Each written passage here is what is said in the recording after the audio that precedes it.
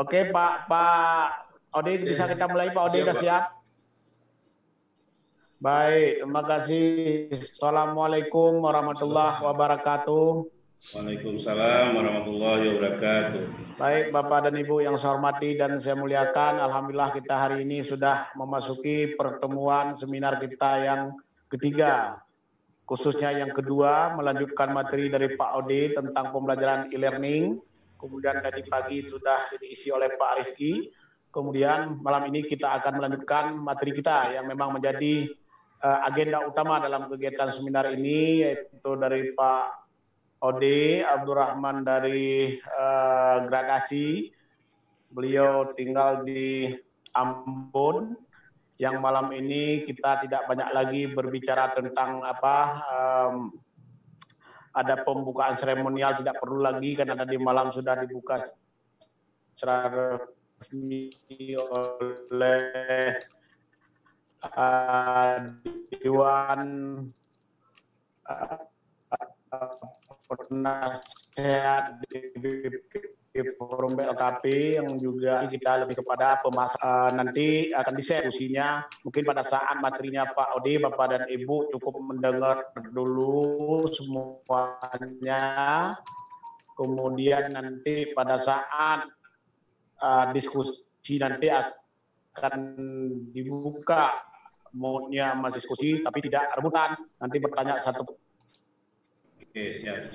Oke, baik Bapak dan Ibu, kita lanjutkan. Mohon maaf sedikit tadi ada trouble pada host Pak Syaril Kiram, tiba-tiba lampunya mati di tempatnya, terpaksa nyari internet, semuanya mati. Alhamdulillah sekarang sudah bisa hidup kembali. Mohon maaf Bapak dan Ibu. Baik, kita lanjutkan. Malam ini kita nanti akan dipandu moderator kita oleh Pak Tri Haryanta. Pak Tri Haryanta ini adalah Ketua DPD Forum PLKP Nusa Tenggara Barat, NTB. Pak Tri, selamat malam Pak Tri. Selamat malam Pak. Oke, selamat malam baik. Pak. Oke, baik. Kemudian Pak Ode sudah masuk sini Pak Ode ya? Sudah masuk Pak. Oke, baik. Silakan kemudian saya kembalikan ke Pak Tri untuk memandu acara ini. Dari DPP Forum LKP mengucapkan selamat mengikuti kembali seminar kita pada malam yang berbahagia ini. Kemudian jangan lupa besok ada materi jam 10, yaitu materi tentang bagaimana menjalankan bisnis yang tadinya bisnis hanya biasa saja tapi bisa menjadi bisnis miliaran. Ini yang digagas besok oleh salah satu Ketua DPD Forum LKP Lampung yang sudah berhasil mulai berawal dari sebuah lembaga yang sekarang sudah berkiprah berbagai macam unit bisnis. Mohon Bapak dan Ibu barangkali besok jam 10 bisa bergabung kembali. Baik, kami kembalikan kepada Pak Tri Haryanta dari NTB. Bismillahirrahmanirrahim. Assalamualaikum warahmatullahi wabarakatuh. Waalaikumsalam. Selamat malam. Salam sejahtera untuk kita semua. Yang kami hormati semua peserta rapat Zoom pada malam hari ini. Pertama-tama saya mengucapkan mohon maaf atas ketidaknyamanan. Pelaksanaan pada malam ini merupakan ada kendala sedikit yang mengganggu perjalanan kita. Saya ucapkan terima kasih yang sebesar-besarnya kepada Bapak Ketua PLKP dan juga Bapak Sekretaris yang menggagas acara ini, di mana acara ini adalah untuk meningkatkan mutu daripada pengelolaan LKP kita agar di dalam masa krisis maupun masa mendatang kita dapat bekerja atau berbuat lebih bagus lagi. Pada malam hari ini tetap kita bertemu dengan narasumber yang tidak asing lagi, yaitu Bapak Odi Abdurrahman. Selamat malam Pak. Di sini kami dari anggota PLKP siap untuk menerima apa yang telah diberikan oleh Bapak Odi Abdurrahman, baik dari yang kemarin maupun untuk waktu-waktu yang akan datang. Waktu dan tempat kami persilahkan kepada Bapak Odi Abdurrahman. Selamat Pak Odi Abdurrahman. Selamat malam, assalamualaikum, salam sejahtera buat kita semua. Yang saya hormati Pak Sekjen. Waalaikumsalam warahmatullahi. Ya, dan Pak Tri ya dari NTB, kawan-kawan semua, para pimpinan LKP, para teman-teman pegiat digital di industri digital, teman-teman yang terlibat langsung dalam peserta pelatihan dan kursus. Tentu malam ini mungkin kita tidak banyak yang ingin kita terapkan karena beberapa materi mungkin tadi siang ya sudah disampaikan oleh dari pihak kementerian. Tetapi ada materi yang kita akan share dan beberapa proses itu sebenarnya Bapak Ibu nanti bisa membuktikannya sendiri, sebagaimana misalnya yang tadi malam sempat mungkin Bapak Ibu yang beberapa orang diantaranya sempat japri ke saya bahwa kira-kira yang saya sudah bikin setahap apa. Sebenarnya malam ini saya harus mengecek lagi apakah praktik-praktik sederhana itu Bapak Ibu sudah jalankan, misalnya meskipun langkah-langkahnya sederhana ya, kendalanya seperti apa, dan beberapa pilihan alternatif tool itu yang saya berikan alternatif semalam, apakah sudah dijalankan atau kendala-kendala apa, nanti menjadi diskusi bersama. Itu yang pertama. Yang kedua, malam ini sebenarnya saya dikasih tugas untuk membahas tidak secara detail tapi secara umum ya, ada 3 poin, nanti saya bagi di share screen. Izinkan saya Pak Tri, saya bagi screen-nya. Ya mudah-mudahan tampil ke Bapak Ibu ya sekarang. Minta izin para ketua-ketua LKP, teman-teman yang sudah berkecimpung lama di dunia pelatihan dan kursus dan pelatihan, beberapa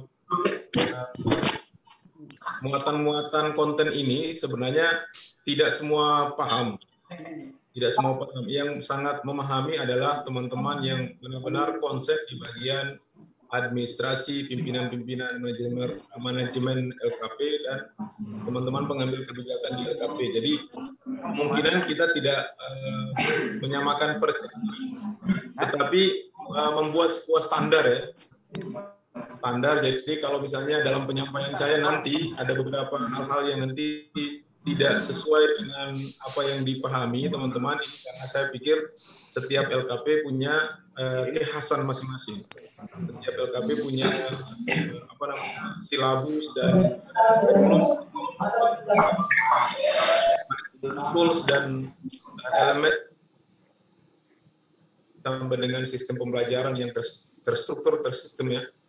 Ini yang tetapi 3 hal penting ini saya pernah menawarkan dalam sebuah workshop sederhana sehingga beberapa peserta ini hadir dan menerapkannya cukup mudah, karena yang saya pakai ini adalah sebuah standar, sebuah LKP yang menerapkan di era digital, di mana prosesnya tidak semodern teman-teman mungkin yang sudah lebih maju, misalnya di Jakarta, di Jabodetabek, kemudian di Jawa Timur, misalnya kota-kota besar, di Medan. Tetapi paling tidak ini ada diskusi, sebuah gambaran bahwa apa yang nanti ada di LKP itu akan menjadi tuntutan standarisasi yang diuji. Minta maaf ini, pada suatu saat nanti ada pengakuan atau reakreditasi. Ini yang menjadi muatan penting, sehingga apa yang saya sampaikan ini mungkin tidak jauh banyak yang terdapat dalam buku standar proses lembaga kursus dan pelatihan yang diedarkan di kementerian ya. Bapak Ibu yang ingin mengambil materi ini sebenarnya tersebar di internet, dan tapi boleh mengambil dengan men-scanning di QR code yang saya tampilkan. Oke, atau di foto dulu nanti kemudian kita bahas ya. Jadi ada 3 materi yang akan kita bincangkan di pertemuan malam ini. Yang pertama itu tentang sejauh mana peran silabus dan RPP itu. Kalau teman-teman yang di praktisinya mungkin tidak terlalu menggubris ini muatan silabus dan RPP, toh yang di dalam itu adalah hasil modifikasi, hasil kreasi dan lain sebagainya. Tetapi ini menjadi penting ketika silabus dan RPP ini menjadi tagihan dalam standar proses sebuah LKP. Standar prosesnya di mana ketika proses pengakuan publik yang diselenggarakan oleh badan reakreditasi LKP ya. Saya tidak tahu ada badan khusus yang mungkin menangani tentang reakreditasi, tetapi unsur-unsur prinsip yang saya ambil dalam buku panduan standar proses LKP ini menjadi sesuatu prinsip yang harus disiapkan oleh masing-masing LKP, sehingga untuk sampai mengisi konten, kemudian membuat sebuah evaluasi di tingkat akhir harus tetap menuju pada standar proses. Ini yang saya sering bincangkan di beberapa pelatihan-pelatihan dengan teman-teman LKP. Oke, apa saja isinya? Secara umum, gambaran umum di dalam sebuah manajemen LKP tentunya tidak semua hal-hal yang saya gambarkan ini secara teknis ada ya. Artinya sudah berakhir lah, sudah tersedia secara sistematik. Jadi tidak perlu kita perdebatkan panjang, tetapi unsur prinsipnya adalah apakah standar ini tersedia begitu. Sehingga yang tampil itu bukan saja sekonyong-konyong, itu ujuk-ujuk. Tiba-tiba hanya peserta kita misalnya datang, dikasih sebuah poin-poin penting, kemudian dikerjakan, tahapan sintaksnya, tahapannya tidak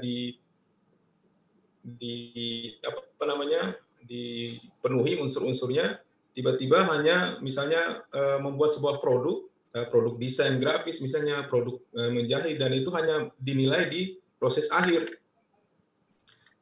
tanpa ada muatan-muatan ini. Misalnya cakupannya apa? Memang betul ini hanya tingkat administrasi, tapi menjadi tagihan penting ketika dokumentasi ini harus dibuktikan saat proses evaluasi dan pelaporan.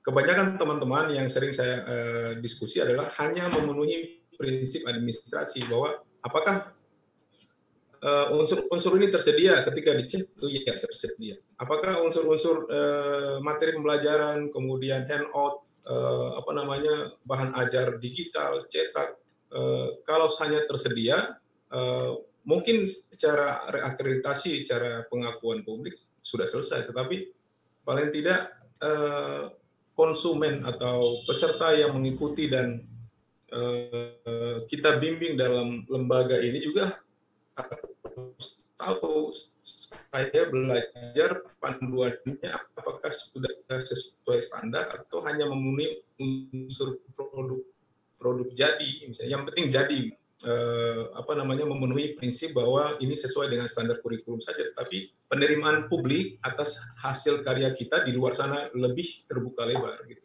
Bukan saja memenuhi prinsip administrasi yang ditetapkan oleh Kemendikbud. Ini beberapa tagline yang saya buat ini sebenarnya hanya prinsip lompatan-lompatan yang kira-kira kita perlu siapkan. Misalnya ada tulisan April 2000, ini adalah sebuah momentum persiapan sebenarnya yang saya simulasikan dalam beberapa tahapan-tahapan. Oke, sejatinya sebuah prinsip LKP itu harus memenuhi unsur silabusnya.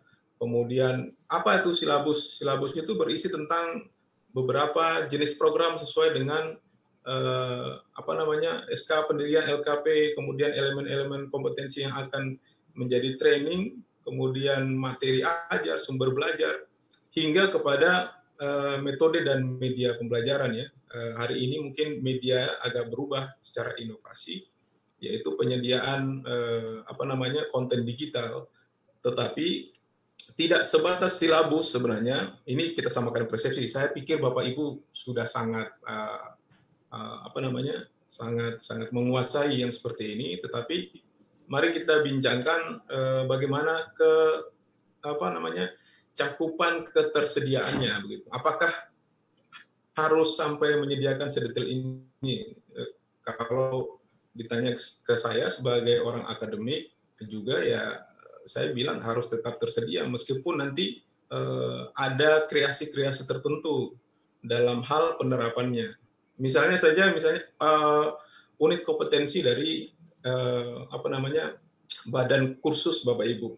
Apakah bahan ajar ini yang disediakan berupa cetak atau modul digital, itu menjadi pilihan, tidak harus memenuhi unsur standar, karena ketika reakreditasi juga saya tahu bahwa tidak harus menyediakan bahan materi cetak ya. Di beberapa asesor itu bolehlah memilih misalnya bahan ajarnya tidak harus video, tapi misalnya CD, flash disk, bahan ajar, bahan-bahan digital, itu menjadi pilihan tersendiri. Jadi tidak seperti di beberapa tahun yang lalu kita harus menyiapkan berkas-berkas ini berupa cetak kertas dan lain sebagainya. Tapi sekarang sudah menjadi pilihan, misalnya cukup asesor sebelum dinilai dia harus berkonsultasi, kita harus berkoresponden dengan mengirim beberapa data digital. Misalnya ini tentu sesuai dengan keinginan dan kebutuhan dari asesor saja. Ini yang menjadi bahan diskusi kita, di manakah letak kesiapan dari sebuah LKP, lembaga kursus dan pelatihan, yaitu merubah prinsip dasar awal dari dulu cetak ke teknologi yang sekarang, yaitu digital, bahwa tidak ada lagi misalnya, bukan tidak ada ya, meminimalisir mungkin penggunaan bahan cetak kertas, tapi beralih kepada handout digital, kemudian video pembelajaran, tutorial yang sudah harus disiapkan secara matang dari sejak ini. Pertanyaannya, kapan kita bisa menyiapkannya? Ya, SDM, resources kita di dalam itu harus terus digenjot bagaimana cara menyiapkannya. Memang prinsip dasarnya kalau kita bisa menggunakan pihak ketiga, kenapa tidak? Ya, mungkin bisa saja, tetapi ciri khas dari LKP kita ya harus kita unggulkan. Misalnya ini adalah betul-betul produk orisinilitas dari LKP kita. Ini juga menjadi bahan publikasi yang cukup bisa menjadi wadah kampanye bahwa kita punya kualitas tersendiri, punya materi ajar yang diproduksi sendiri, bahkan desain model teman-teman yang bergerak di bidang grafis, di publikasi dan iklan pasti sangat paham tentang ini, misalnya bagaimana menggunakan branding, cetak dan logo iklan dan lain sebagainya. Ini yang menjadi penting ya. Yang menjadi masalah di kita itu kenapa saya sajikan ini, bahwa sebagian besar berpikir bahwa planning sebuah rancangan standar proses ini adalah sebuah administrasi semata, sehingga mereka harus menyiapkan setumpuk dokumen yang fisik begitu. Padahal zamannya berubah, tinggal kita samakan persepsi bahwa ketersediaan konten digital itu sebuah pilihan alternatif ketika hanya di saat itu kita mengandalkan bahan cetak kertas. Itu yang saya maksud. Satu hal lagi, sebuah proses standar proses ini kebanyakan di LKP kita tidak merujuk kepada tindak lanjutnya. Ini nanti yang menjadi bahan diskusi selanjutnya ya, Bapak Ibu. Ketika konten, materi, rancangan program yang diagendakan dalam sebuah standar proses di LKP itu jarang menjadi bahan evaluasi, atau action plan-nya itu keberlanjutannya tidak pernah dievaluasi. Ini hanya ada memang di tingkat internal manajemen ya. Tetapi paling tidak beberapa teman-teman yang sangat konsen di bidang ini harusnya juga memberikan masukan kepada pihak manajemen. Perubahan zaman, era digital di industri yang sekarang ini harusnya juga menjadi masukan kepada pimpinan-pimpinan di lembaga terkait berkaitan dengan jika misalnya saat ini tiba-tiba kita di tengah pandemi COVID-19, evaluasinya bagaimana? Banyak orang yang terkaget-kaget karena tidak beralih kepada konten digital, atau paling tidak menyediakan alternatif tertentu. Dan mau tidak mau ya memang harus beralih ke sana. Dan ini yang saya kasih poin di terakhir begitu, ada sebuah SOP yang namanya evaluasi diri, atau bagaimana melihat analisis ke depannya seperti apa. Nah, mudah-mudahan di tempat Bapak Ibu juga dilakukan seperti itu. Misalnya ada survei-survei kecil, tingkat penerimaan terhadap mata pelatihan kursus ini seperti apa dan lain sebagainya, sehingga ketika perubahan 2 tahun, 3 tahun ke depan kita bisa prediksi inovasi apa lagi yang akan kita tawarkan kepada para pencari kerja, para masyarakat yang akan kita latih. Ini nanti mungkin saya simpan di diskusi selanjutnya, Bapak Ibu. Silahkan lihat standar LKP, standar proses yang saya kutip ini, yang saya terbaru ya, ini agenda 2017 yang saya dapat di standar proses buku 4 bimbingan teknis peningkatan mutu manajemen. Ini juga beredar di internet. Tadi Bapak Ibu kalau mau ngambil silakan di-scan dan nanti kita diskusi bersama. Satu slide lagi yang saya ingin bilang, dengan konten-konten yang saya tadi sajikan ke Bapak Ibu. Setelah ini mungkin saya praktik ya beberapa. Konsep ini kan sudah baku. Teman-teman di pencipta LKP, ide-ide besar, dengan kemajuan teknologi saat ini, bisakah Bapak Ibu yang punya merasa bahwa lembaga saya besar, kenapa harus kita bincangkan ini lagi? Nah, di konten ini terkait bagaimana keterlibatan partisipatif kita dalam sebuah forum yang seperti ini harus mampu berbagi kepada teman-teman yang lain, karena era industri saat ini kita tidak bisa bergerak sendiri, Bapak Ibu. Ini dibuktikan dengan forum ini misalnya. Karena apa yang menjadi ciri khas kita mungkin benar, rahasia inti kita, plan, strategi, action mungkin tidak dibagi secara detail ya, tetapi kita harus benar-benar berbagi mengikuti industri yang hari ini berkembang. Misalnya, kenapa Google harus bisa membagi artikelnya begitu bebas dan dia tetap ratingnya naik tinggi misalnya, itu satu diskusi lain. Tetapi paling tidak Bapak Ibu harus bisa berbagi kepada orang lain tentang sejatinya bagaimana kita merancang program itu yang paling terbaik. Meskipun rancangan program, silabus dan lain sebagainya tidak menjadi satu ukuran penentu kualitas dari produk yang kita jual, jasa kepada peserta pelatihan kita ya. Tetapi paling tidak yang review silabus ini seperti apa yang pernah selama ini diterapkan. Itu yang akan juga menjadi tagihan tersendiri. Kalau di sistem workshop sebenarnya ini menjadi tagihan saya, tapi karena ini sistemnya seminar, mungkin beberapa konten praktis ini saya akan praktikkan beberapa saja ke depan. Tetapi kalau dalam workshop sebenarnya ini menjadi tagihan. Misalnya begini, di antara Bapak Ibu ada yang lembaga-lembaga besar yang hadir, wah kita tidak lagi bahas seperti itu Pak. Itu sudah menjadi konten yang pakem, jadi tidak usah diutak-atik. Yang penting kreativitasnya oke. Tetapi yang kami minta itu, kalau memang lembaga Ibu bisa menerima uji publik dari tempat lain, harusnya Ibu bisa menunjukkan atau Bapak bisa menunjukkan konten yang bagus itu yang mana ke kita.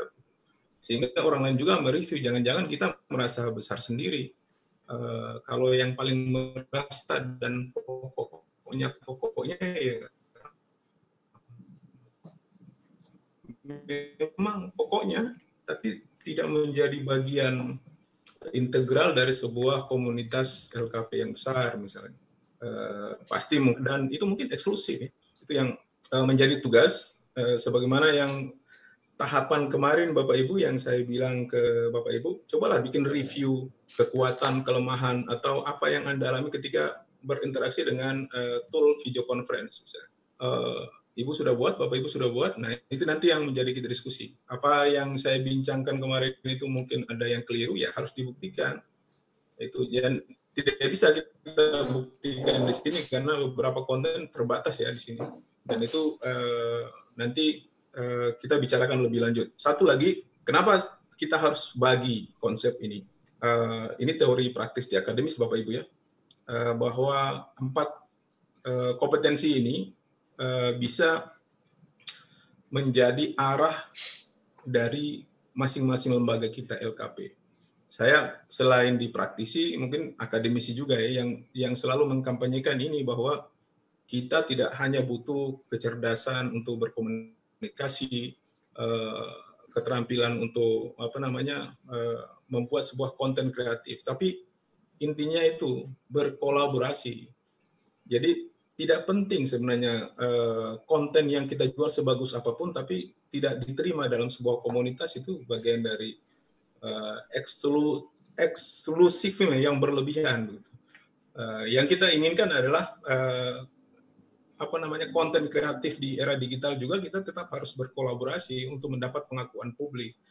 Dan disinilah kita mungkin menerima keragaman itu. Ada yang punya sesama LKP mungkin mereknya sama, tapi konten kreatifnya mungkin berbeda, dan itu sebenarnya butuh kolaborasi. Dan ini sebenarnya saya tidak harus bilang lagi ke Bapak Ibu, tapi memang ini diskusi-diskusi seperti ini akan membuka ruang baru bahwa sangat memungkinkan sekali untuk berkolaborasi bersama. Itu yang ingin saya sampaikan kepada Bapak Ibu. Kompetensi di abad 12, skillnya komunikasi bagus, kecakapan kontennya bagus, kreatif, tetapi harus bisa berkolaborasi. Nah ini untuk menyiapkan ini kita tentu harus punya ini pilihan saya. Tentu beberapa teori menyajikan banyak hal, tapi saya ingin bagi beberapa pengalaman ketika mengelola kelas digital kecil. Jadi kita tidak masuk dulu, misalnya di teman-teman yang industri jasa LKP cukup besar ya. Untuk mengelola dan menyiapkan konten unik ini, kita harus punya konten digital ya. Kita harus punya jualan yang unik. Ya. Kenapa sini warnanya juga beda? Saya bilang unik ini adalah mendesain sebuah kelas digital. Tidak perlu mewah-mewah, misalnya menjual konten yang LMS, Learning Management System yang besar. Kita bahkan sebenarnya bisa dimulai dengan grup diskusi kecil, Telegram, WhatsApp, lain-lainnya ya. Itu sudah sangat bisa. Tidak harus misalnya ada beberapa orang berdiskusi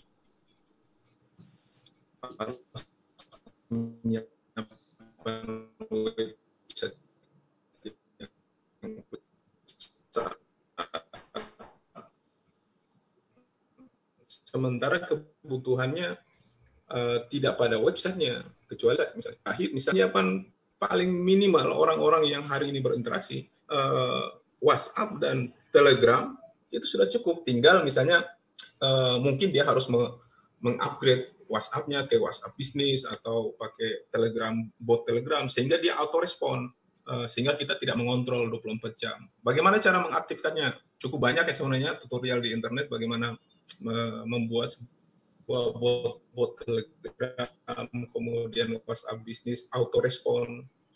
Sama juga seperti di email juga. Nanti mungkin ada kesempatan terakhir kita akan bahas ini. Satu hal yang kita sering abaikan yaitu CS ya, customer service-nya. Kita kebanyakan berinteraksi dalam grup Telegram atau WA itu jarang direspon ke diskusi yang lebih fokus, karena kebanyakan kalau sudah kita lolos itu sudah banyak selamat ulang tahun, jempol, kemudian terakhir innalillahi wa inna ilaihi raji'un saja. Jadi itu yang saya bilang tidak ada pengendalian grup. Padahal itu kita pergi misalnya ke linknya ke website, ke LMS, ke paling minimal misalnya blog-blog kecil. Itu yang sangat saya sarankan, karena penyiapan sebuah kelas digital itu bisa dimulai dari Telegram, WhatsApp, dan autorespon. Ada yang mengontrol, begitu. Itu yang, dan tentu informasinya terbaru. Kita menunggu jawaban kadang berjam-jam untuk mendengar jawaban solusi dari kelas. Itu juga sebuah pekerjaan menunggu yang membosankan ya. Jadi ini yang saya tawarkan ke Bapak Ibu yang memulai.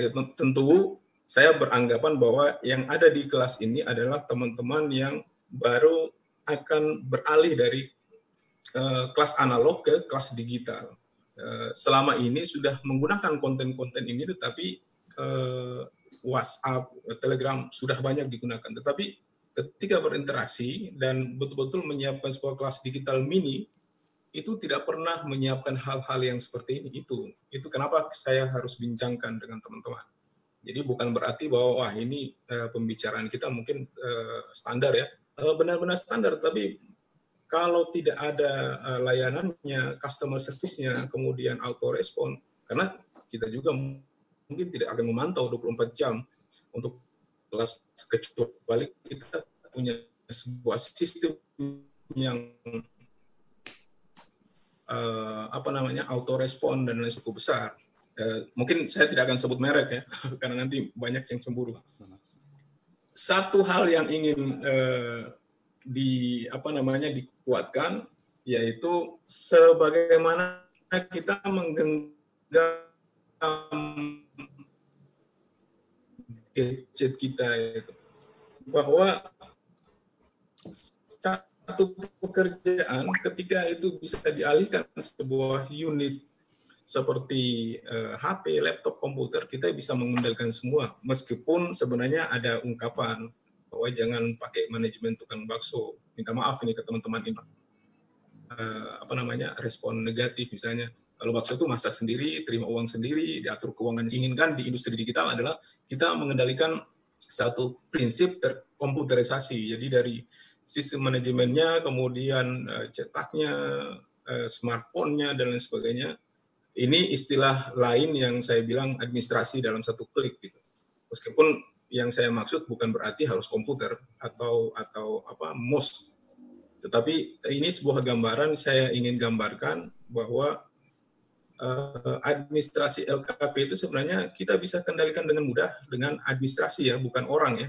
Administrasi satu klik, sehingga tidak harus berpindah-pindah ke perangkat lain, software lain dan lain sebagainya. Nah, ini yang nanti kita pelajari. Apa alternatifnya? Ada tawaran-tawaran Pak nanti di akhir. Saya tawarkan ke Bapak Ibu apa yang harus nanti kita perbuat. Tentunya kalau kita bisa lihat manfaat saya harus tampilkan, meskipun sebenarnya manfaat ini Bapak Ibu sudah menjadi target utama di dalam sebuah LKP ya. Tentunya untuk efisiensi, efektivitas, budgeting, dan lain sebagainya. Tetapi secara sederhana misalnya, nah ini, pernahkah Bapak Ibu menggunakan hal-hal yang sangat sederhana seperti ini? Kalau teman-teman semalam ada beberapa yang menyarankan sebuah LMS, portal berbasis open source, dan lain sebagainya. Mungkin, minta maaf Bapak Ibu ya yang sudah memulai ke arah sana, ini sebuah alternatif yang paling sederhana, dan ini teman-teman yang sudah proof itu sudah melewati tahapan ini. Tapi saya ingin bilang bahwa konten sesederhana Google Form ini cukup sangat bermanfaat. Jadi sehingga hanya dengan Google Form saja kita sebenarnya bisa menyamai fungsi sebuah LMS. Nanti terakhir saya demokan ada beberapa video yang menuntun Bapak Ibu yang nanti bisa dibandingkan dengan pengalaman-pengalaman Bapak Ibu yang nanti saya kirimkan di link grup ketika nanti kita diskusi. Kita mulai dari mana dan bikin konten yang seperti apa dengan ini. Misalnya begini, saya simulasikan saja. Saya simulasikan ke Bapak Ibu bahwa contoh seperti ini. Oke, Pak Admin. Masih mendengar saya?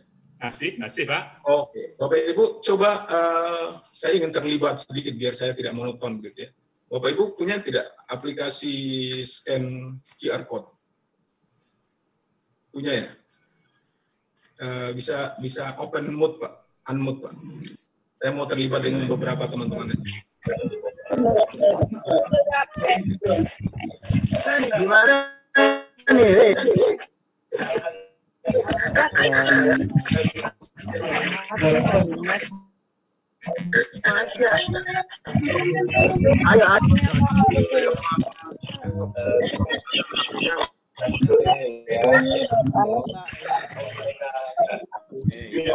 Yang sudah punya aplikasi enaknya gimana? Saya nggak punya aplikasinya, Pak.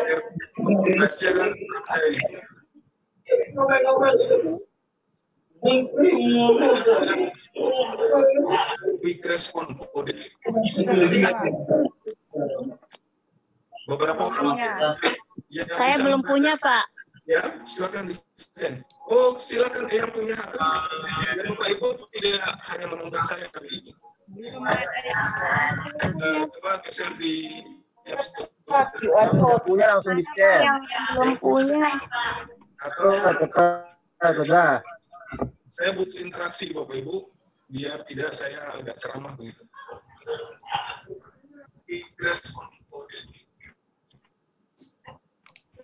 biar saya tahu progresnya atas ini dari interaksi kita. Ada di Play Store, Bapak Ibu ke App Store, dan silakan download QR untuk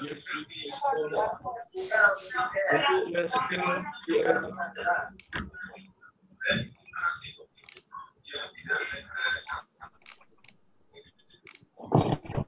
Sebentar Pak, saya download.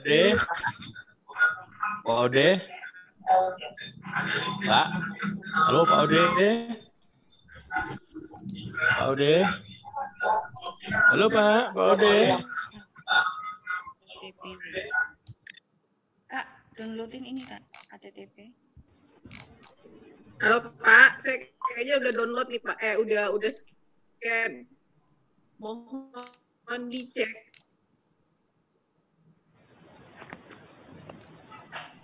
Halo Pak Ode. Widya Stuti.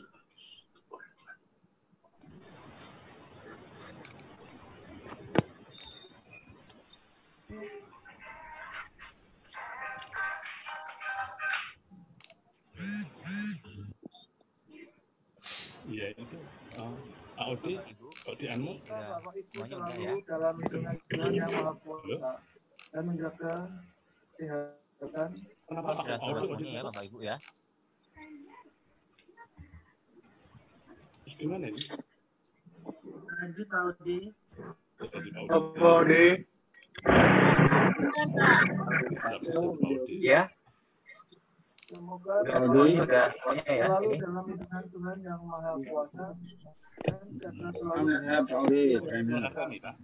Ya, saya menunggu Bapak Ibu biar kita lebih tahu. Oke. Iya, sebentar Pak, saya Silakan Pak Ode. Teman-teman sudah meng-copy paste-nya di Matikan satu-satu ya. ya. Nggak apa-apa Bu, kalau misalnya tidak di unmute atau di mute, jadi bisa dimasukkan di kolom. Di screenshot saja Pak. Teman-teman di screenshot saja. Oke. Pak Ode. Bisa beberapa teman 3-4 biar saya bisa mengukur seberapa jauh respon Bapak Ibu. Benar Ibu. Beberapa teman-teman. Gimana sih Kak? Ibu dari Pak Eko dari Kalteng, kemudian Semoga Tuhan itu ya Pak ya. Semoga Bapak Ibu selalu dalam lindungan Tuhan yang Maha Esa Pak. saya benar itu doa saya Pak. Pak Ode, setelah screenshot diapain Pak? Bapak Ibu ada aplikasi di App Store, di Play Store. Silakan download. sudah bisa Pak Ode. Selamat Bapak Ibu selalu lindungan Tuhan Maha Esa yang Aplikasinya apa ya Pak ya? Nama aplikasinya Pak.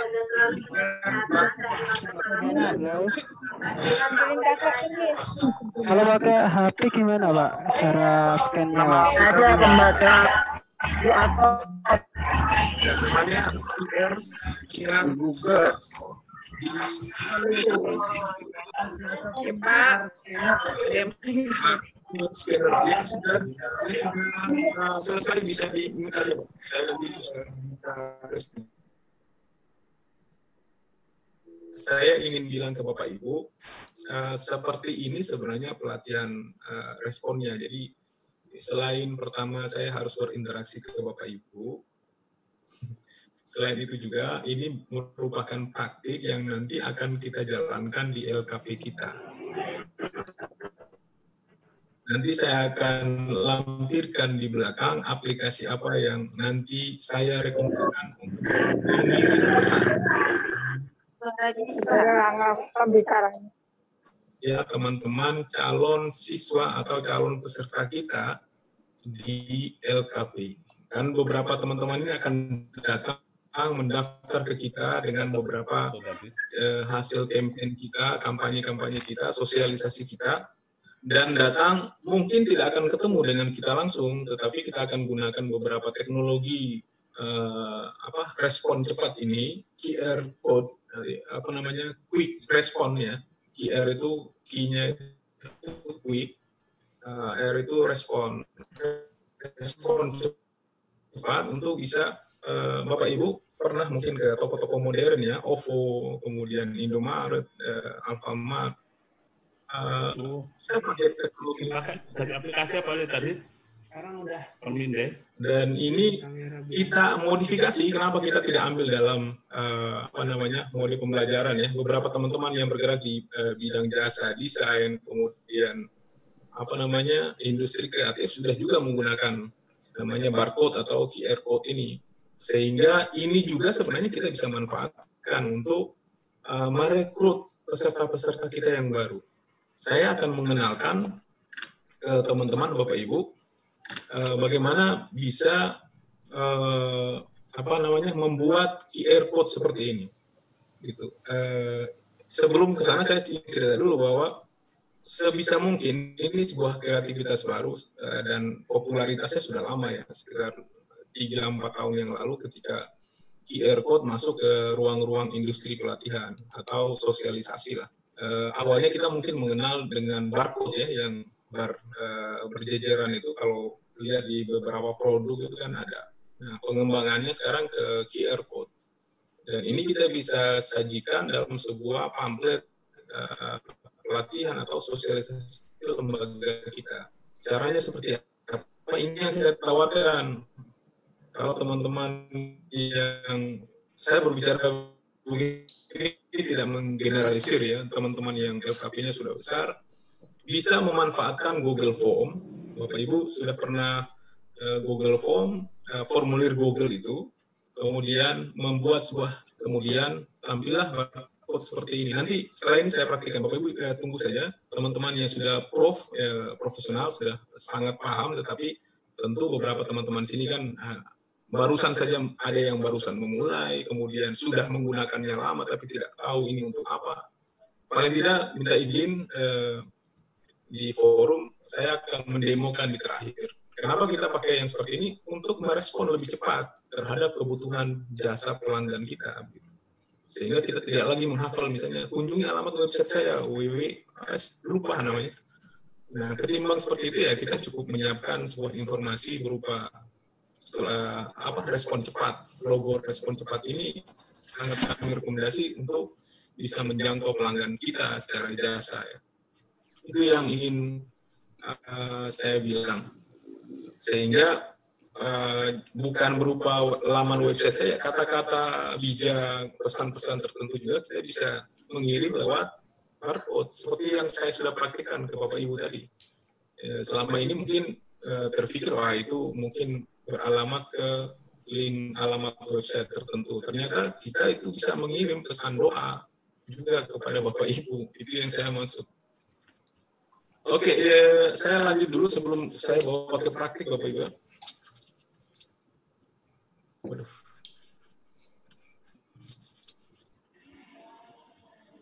Ini macet. Sebentar. Oke. Halo. Iya, Pak Udi. Sebentar.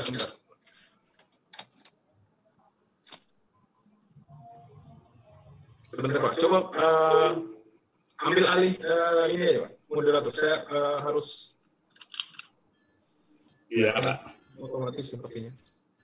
Ya, mohon bersabar kepada teman-teman, karena Bapak Udi masih mempersiapkan apa yang akan ditampilkan pada malam hari ini. Atau coba ke pertanyaan dulu Pak, ini saya terkendala juga ya. Saya tiba-tiba mati. Ya. Boleh Pak, sambil saya reset, Bapak nampung pertanyaan dulu biar saya reset kayaknya. Iya.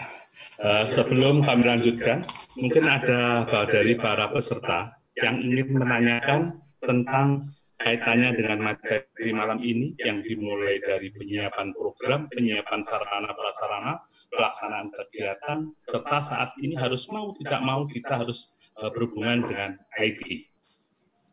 Ya. Bapak minta tolong izin ya, saya restart sebentar, Bapak nangkap dulu ya. Ya.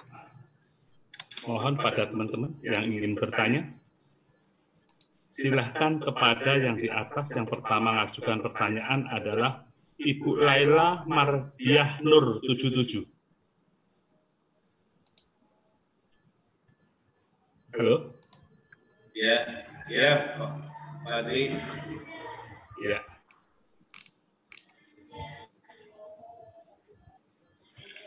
Ya. Mohon dihubungkan dengan Laila Siapa? Dengan siapa? Dinatur.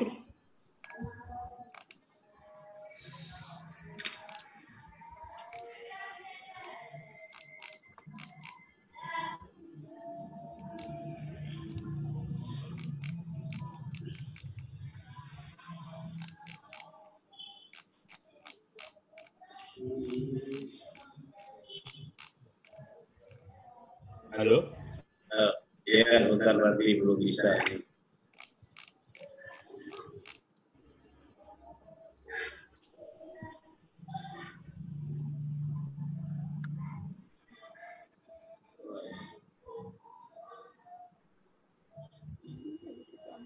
Bu Laila bisa unmute sendiri, coba lakukan sendiri Bu Laila. Coba lakukan sendiri Bu Laila.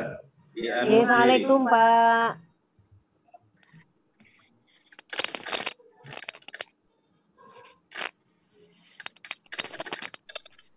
Halo?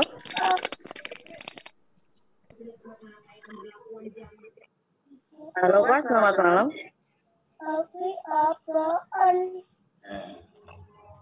Patri, dilanjut Patri. Ya, selamat malam. Halo Pak, selamat malam. Selamat malam, dengan siapa ini?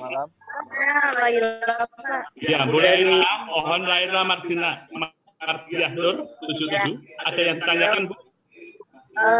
Yang ingin saya tanyakan terkait dengan penjelasan Pak Odi tadi yang terakhir, bagaimana cara untuk mempersiapkan QR code, karena menurut saya bagaimana cara membuat sesuatu yang lebih mudah seperti itu.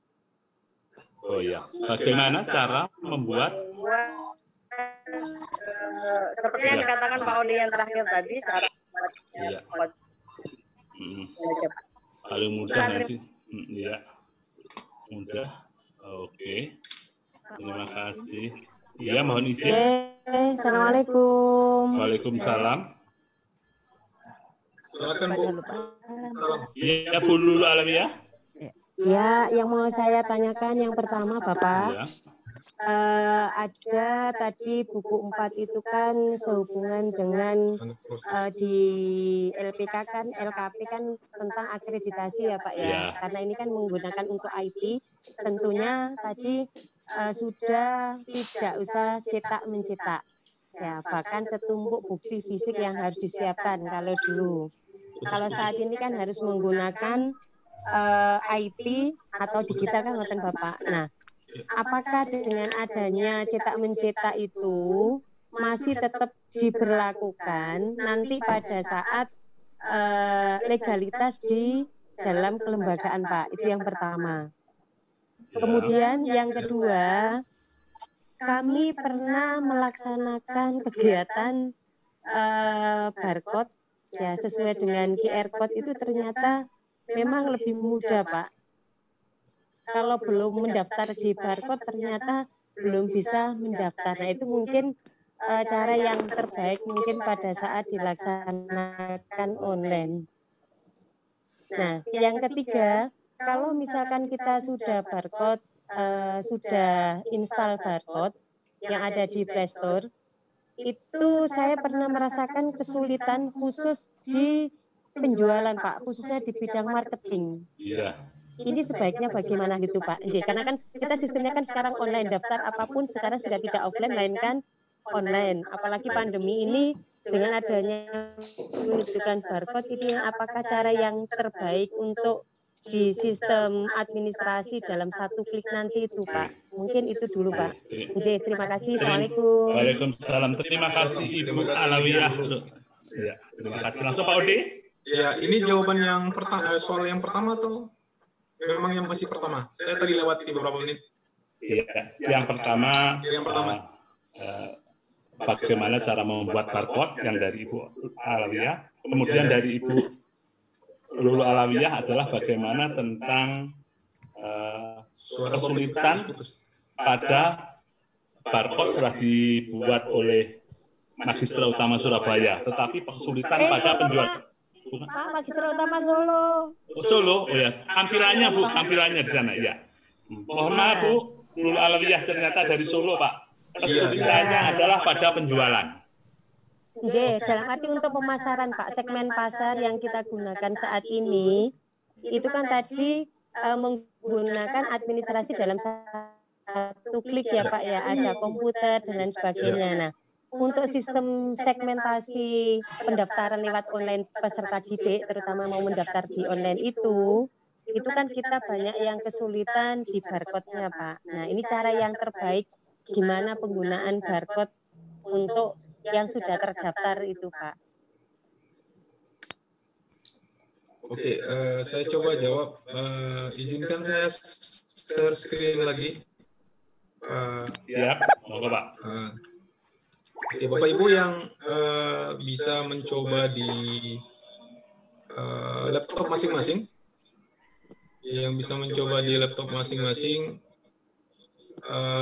banyak alamat ya yang bisa dikunjungi untuk membuat barcode. Salah satunya ini QR Code Monkey. Silakan difoto dan di sana. Saya belum pilih misalnya generator barcode ya, Bapak yang tadi menyarankan di pesan teks. Saya ingin melihat beberapa keunggulan yang kita bisa modifikasi begitu. Saya meskipun teman-teman tadi ada yang mengirim ke generate barcode, betul itu menggenerasi semua barcode secara keseluruhan. Kan batasannya hampir 100 ya. Tapi saya ingin mempersingkat bahwa apa yang nanti kita bisa modifikasi dalam industri kreatif QR code gitu. Itu yang saya bilang, meskipun ini ada kelemahan Bapak Ibu, kalau membuat QR code seperti ini, mudah-mudahan saya bisa buka contoh, minta izin ya Bapak, saya buka share screen baru lagi supaya bisa teman-teman di sini, saya yakin 1-2 banyak lah, bukan 1-2 yang bisa, tapi izinkan saya demo kira-kira cara membuat sederhananya seperti apa, karena sebenarnya ada yang paling mudah juga di Excel atau di sheet ya, spreadsheet. Ada modulnya, nanti saya kirim mungkin di moderator sehingga bisa disebar. Tapi saya ingin memperlihatkan kira-kira nanti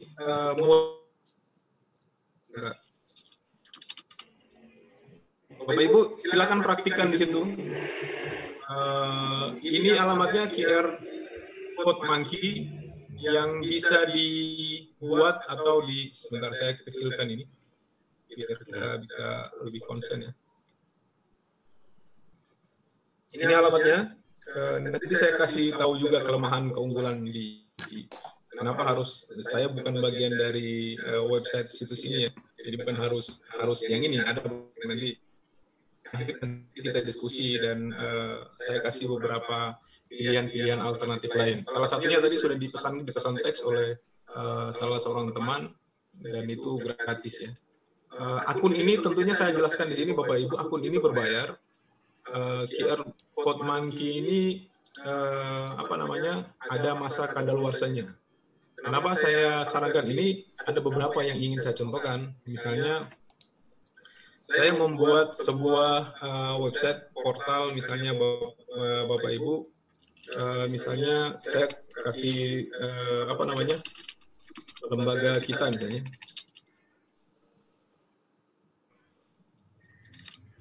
Ini cara memasukkan sebuah link yang akan kita buat barcode ya.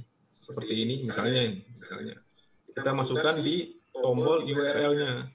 Ini khusus untuk mempersingkat link dari sebuah portal website. Apa ciri-ciri website? Ya, Bapak Ibu tahulah. Ada awalan www atau https gitu. Kemudian masukkan ke sini. Nah, sampai di sini kita tinggal membuat kreasi code. Nah, misalnya seperti ini. Ya, setelah sampai jadi di sini kita tinggal download. Oke, kita tinggal download dan jadilah QR code-nya. Ketika orang men-scanning dengan aplikasi yang tadi, pembaca itu dia masuk sini. Ini materi sederhana Bapak Ibu ya. Itu yang pertama. Lalu bagaimana seperti tadi teks? Yang teks tadi bisa di sini. Oke, ini teks. Silakan menulis apa aja, misalnya semoga sehat, sukses, selalu. Kemudian teks ini kita buat QR code, tentunya di sini. Kita kreasi lagi QR code baru, kemudian kita download. Oke, kita download dan jadi ini ya, kalau di link download nih sudah jadi. Link download tentu dia QR code-nya mewakili tulisan ya, teks.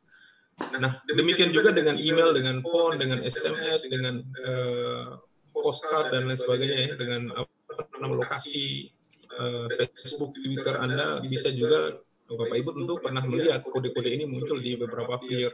Dan hari maaf ini, Pak Ode, ya, nggak kelihatan nih banyak kawan-kawan di ini. Oh, nggak kelihatan. Chat mengatakan nggak kelihatan ya. Oh, sebentar, sebenarnya saya minta izin, ternyata saya tidak share ya.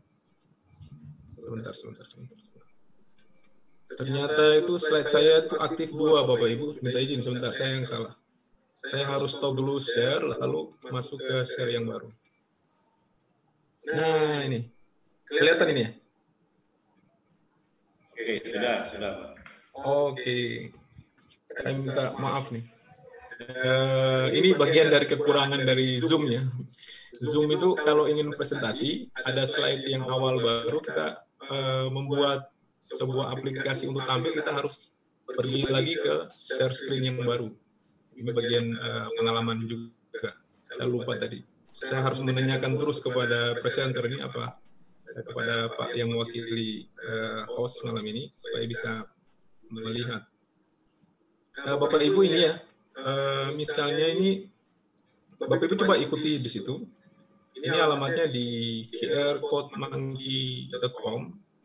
Saya ulang ya dari proses awal. Sebenarnya banyak cara atau banyak alamat website penyedia QR code yang free, yang gratis. Terutama satu alamat tadi yang sudah disampaikan salah satu teman tadi di kolom chat. Coba lihat Ibu di kolom teks, itu salah satu yang penyedia gratis dan bisa menyekan sampai dengan 100 ya batasan. Per 100 kali scan nama. Tapi ingin saya tampilkan Bapak Ibu bahwa ada perbedaan. Kelihatan ya Bapak Ibu ya. Ini untuk masukkan nama alamat sebuah URL untuk mempersingkat. Itu tadi kan bertanya bagaimana cara membuat barcode. Kenapa saya pilih nama Monkey ini lebih mudah diingat gitu. Kalau ingin tanya di mana alamatnya, pokoknya kode Monkey gitu. Kalau sudah sini kita create, kita bikin. Nah, tampilannya ini sudah jadi. Nanti Bapak Ibu bisa scan, ambilnya lewat apa? Download. Oke, bisa di download versi PDF nih. Juga bisa. Kalau misalnya di cropping, diambil langsung, ada satu fasilitas di komputer itu namanya snipping tool ya. Yang ini mungkin kelihatan sering dipakai oleh teman-teman yang sering cropping, boleh juga mengambil seperti ini. Oke, kira-kira begitu. Seperti ini, kemudian di copy dan dipindah ke halaman flyer atau publikasi kita. Termasuk misalnya sertifikat ya. Nah, nanti kita bincangkan di akhir bagaimana cara menyiapkan sertifikat dengan barcode. Bagaimana menyiapkan banking datanya, kemudian menyiapkan sertifikat dengan menggunakan barcode.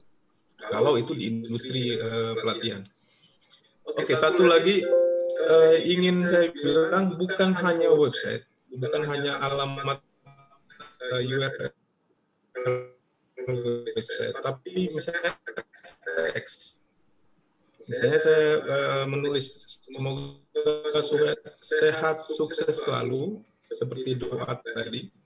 Ya, kita bisa membuat QR code yang sama di sini. Oke, ini dia. Bapak Ibu coba teks ini. Oke, bukan saja website, teks, email, kemudian phone, nomor HP ya, Bapak Ibu. Dan ini kreasi ini, tetapi ini tentu berbayar ya. Dia masa berlakunya tidak panjang, tidak lama. Potensi untuk berkreasinya ada di sini. Misalnya kita bisa masukkan logo. Misalnya ini, alamat YouTube kita, misalnya kita pakai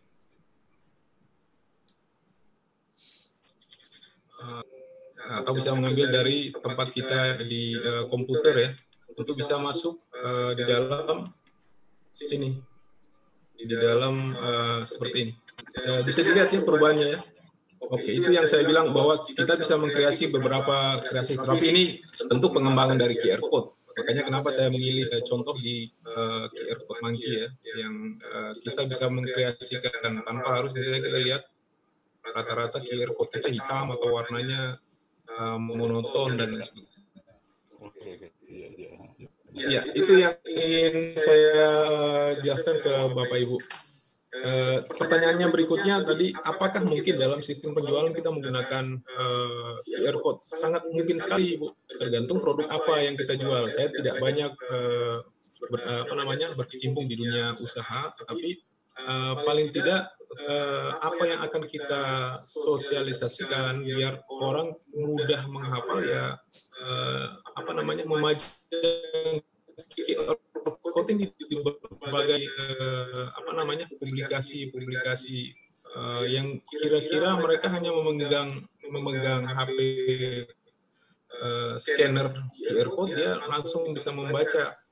Buktinya saja misalnya, mungkin minta maaf saya sebut perusahaan yang menyebar beberapa brosur produk unggulan itu dengan pasti ada QR Code-nya di paling bawah supaya memudahkan konsumen untuk bisa konsumen untuk bisa mengakses produk-produk mereka yang baru. Nah, tapi tentunya misalnya bagaimana cara nanti dia akan ditempel di sebuah label penjualan unit barang. Itu lain lagi nanti, mungkin dalam sistem penjualan tertentu di aplikasi misalnya, ada beberapa aplikasi kasir itu yang sudah terintegrasi. Tetapi yang saya bilang, kita khusus di publikasi pelatihan ya, itu yang ingin saya bilang. Itu Pak, ada yang mungkin belum saya jawab, nanti ingatkan saya lagi. Pak, ya. Dilanjutkan tanya jawab Pak, atau saya mungkin bertanya ke Bapak dulu. Tadi ada yang saya lewati tentang pembuatan QR Code dan bagaimana pemanfaatannya di bidang marketing atau produk tadi. Yang belum ini di bidang penjualan di LKP, promosi di bidang LKP. Yang promosi di bidang. Dan dari Solo. Oke, Bapak yang dari Solo. Ibu. Ya, LKP itu begini prosesnya, prosedurnya. Teman-teman mungkin pasti tahu alur-alurnya. Ketika kita membuka sebuah jasa kursus, itu sudah dipajang di flyer sehingga sampai mereka bisa menuntun mereka. Ini apa Pak ini? Saya approve ya. Sebentar. Masih tampil ya. Kita bisa menuntunnya misalnya lokasi kita itu di mana, tinggal mereka scanning aja. Ini lokasi untuk misalnya kita di jalan apa, kemudian kita generate QR code masuk ke sini. Itu yang pertama ya, lokasi, kemudian tempat, kemudian pilihan-pilihan kursus. Kemudian mereka datang ke tempat kita. Di depan pintu pagar itu kita sudah taruh barcode yang besar atau sebuah text banner ya. Di tempat kalau mau daftar ya di sini. Dia diklik, linknya akan terhubung ke Google Form. Linknya akan terhubung ke formulir Google misalnya. Di Google Form itu disediakan uploader untuk bukti pembayaran atau registrasi pembayaran. Kemudian setelah dia menutup Google Form itu ada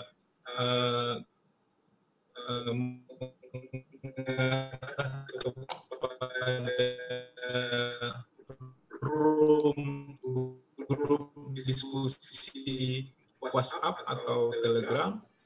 Sebisa mungkin setelah ini kita praktikkan alurnya Bapak ya. Saya sudah mendaftar Google Form. Kemudian tinggal di tindak lanjuti, tinggal di follow up seperti apa gitu. Itu kalau di alur alur pelatihan ya, yang sangat mungkin kita menggunakannya dalam sistem perekrutan jasa bidang LKP.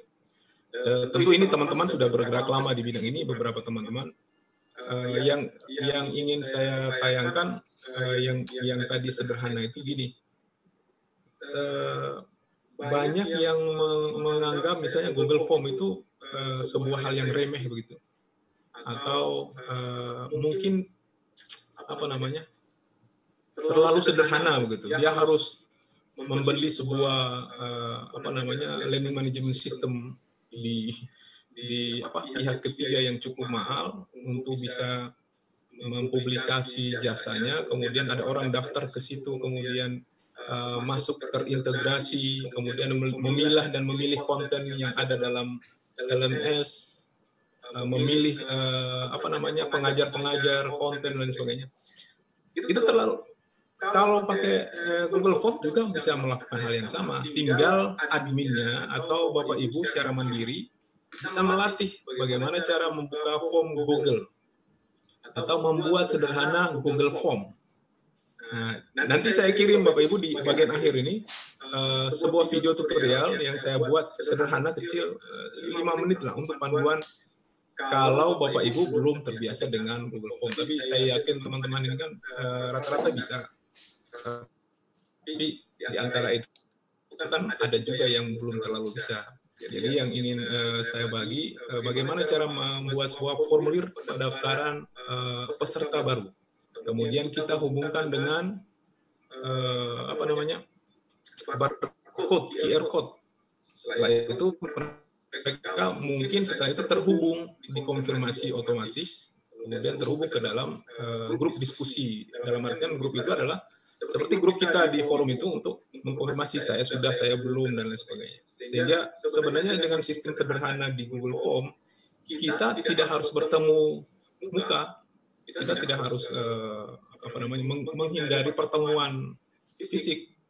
Gitu. Hanya datang ke tempat itu cuma menunjukkan peta lokasi, di depan itu ada pamflet, kemudian atau X-banner, kemudian dia menyekannya. Kemudian mungkin dia terhubung pilihan dua, apa dia terhubung kepada video tutorial selamat datang yang kita buat secara tutorial videonya, atau mungkin dia terhubung juga kepada alur pendaftaran. Seperti itu yang. Tapi apakah mungkin teman-teman LKP di pelosok bisa menyesuaikan dengan langkah-langkah ini? Ini menjadi diskusi kita, Pak. Misalnya kita ada kekurangan, kelebihan. Ini menjadi diskusi kita, dan marilah kita cari solusi sama-sama. Akan seperti apa nanti? Kira-kira seperti itu.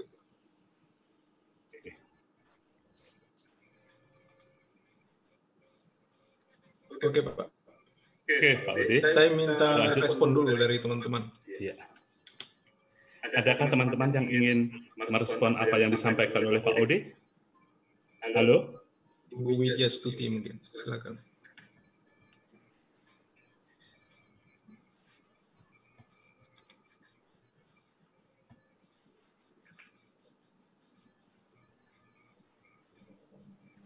Ada yang ingin bertanya? Saya ingin bertanya, Pak. Ibu apa namanya?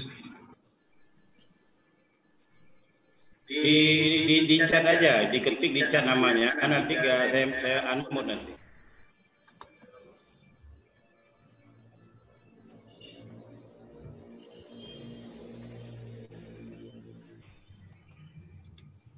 Oke, boleh. Kalau misalnya kesulitan boleh bertanya di chat ya, di kolom chat, biar Pak Tri Haryanto bisa juga membantu membacakan. Iya. Sebentar Pak ya. Saya mau tanya Pak, alamat untuk waduh, dibawa pergi. Membuat URL-nya Pak yang ditanyakan oleh Yuni Andliah to Everban. Oke. Oke, terima kasih. Satu lagi Pak kalau boleh, biar kalau misalnya ada kemiripan, biar saya jawab berbarengan. Sebentar Pak, kita baca dulu sebentar Pak. Iya, boleh. Boleh.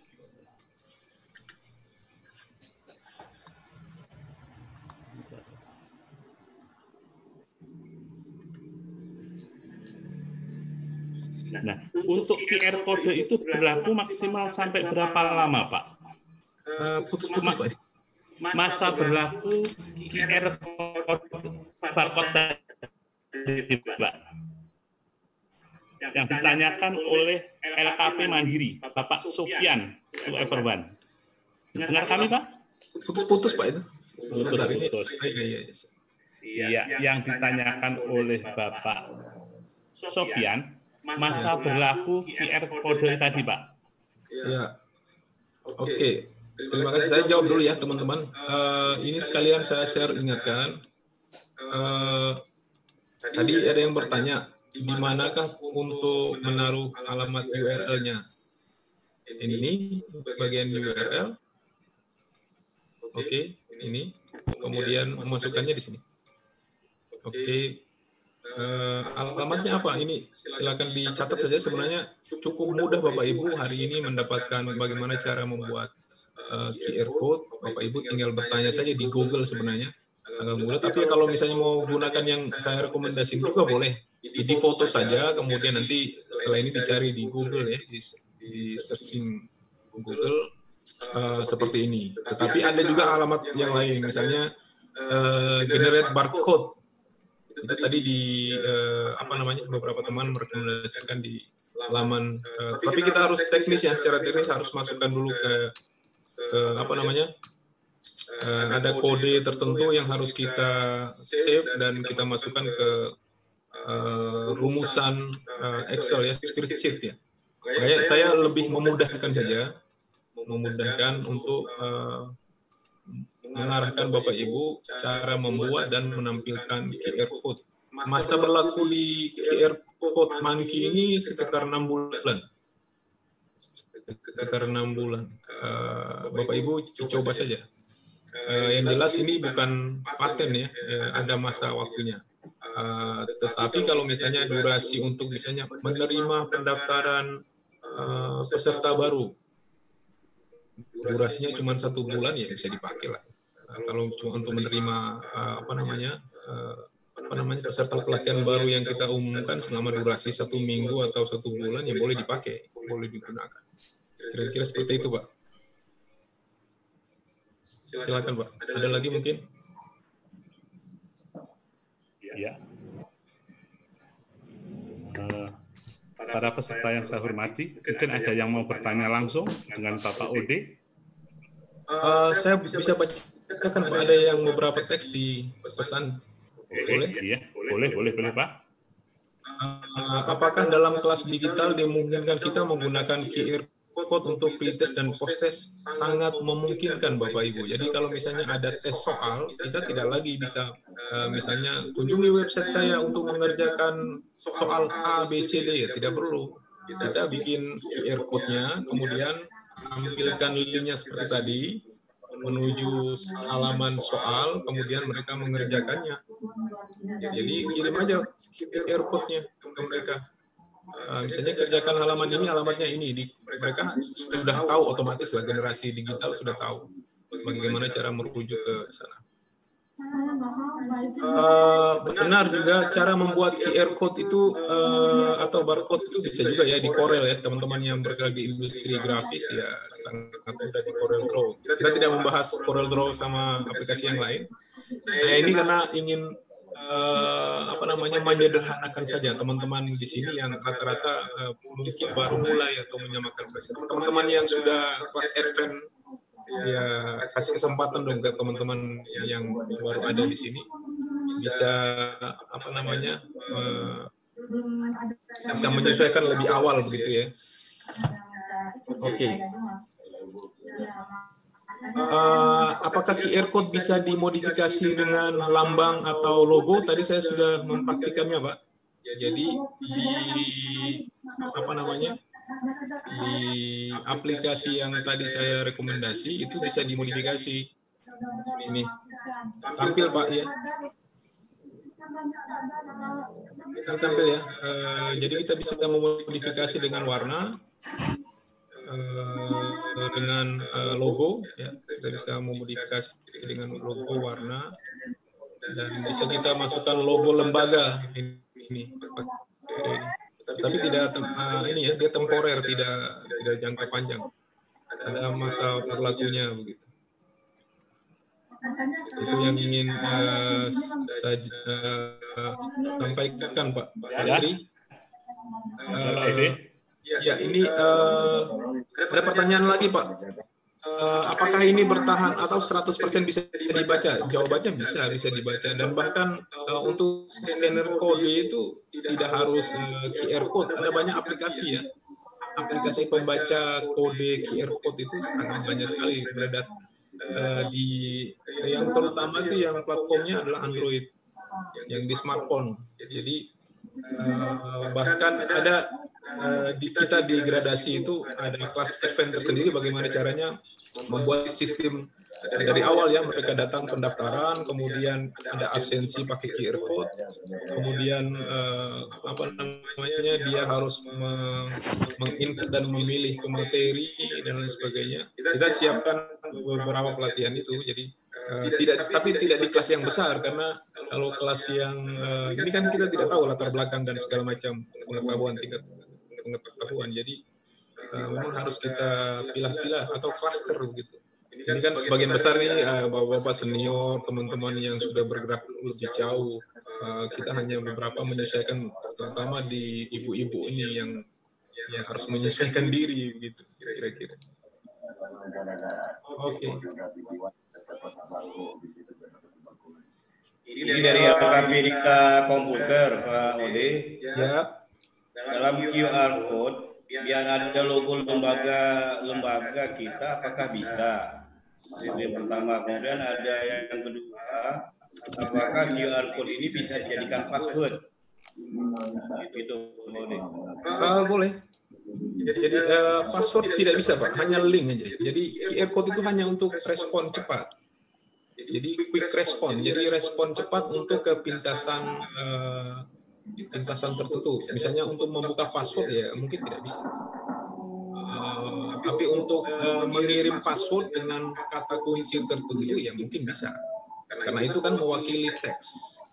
Bisa. Tadi saya sudah contohkan gimana caranya menaruh logo ya di tengah, logo LKP misalnya pakai apa namanya? Pakai kode branding LKP di tengahnya. Kemudian bisa di-generate, kemudian masuk di ini saya tampilkan lagi Bapak Ibu. Ini tempat menaruh logo kita ini. Ya, minta izin saya upload contoh logo lah, jangan sampai Bapak Ibu kira nanti ini sudah otomatis di sini. Saya ambil beberapa logo yang pribadi ya, minta izin teman-teman. Misalnya kita ingin ambil yang seperti ini dan kita taruh di apa namanya, di tengah ini ya, dan kita generate. Oke. Ini seperti ini, karena tadi saya sudah logo. Bisa dilihat perubahannya ya. Kenapa warna? Karena saya sudah set color di sini, warnanya biru. Itu. Dan ini kita bisa download dan menjadi QR code warna-warni dan tengahnya ada logo kita. Itu bisa dilihat ya, bisa dilihat perubahannya. Oke, seperti itu.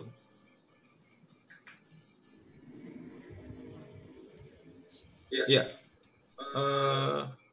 kesimpulannya begini Bapak Ibu, tadi ada yang bertanya di bagian atas, apakah RPP dan silabus itu menjadi bagian yang harus juga dibahas dan direview sebagaimana tadi tugas. Karena ada beberapa teman saya di sini yang mungkin juga pernah mengikuti pelatihan di awalnya ya, karena materinya mirip-mirip ini, hampir sama. Ini menjadi tugas tagihan mandiri Bapak Ibu.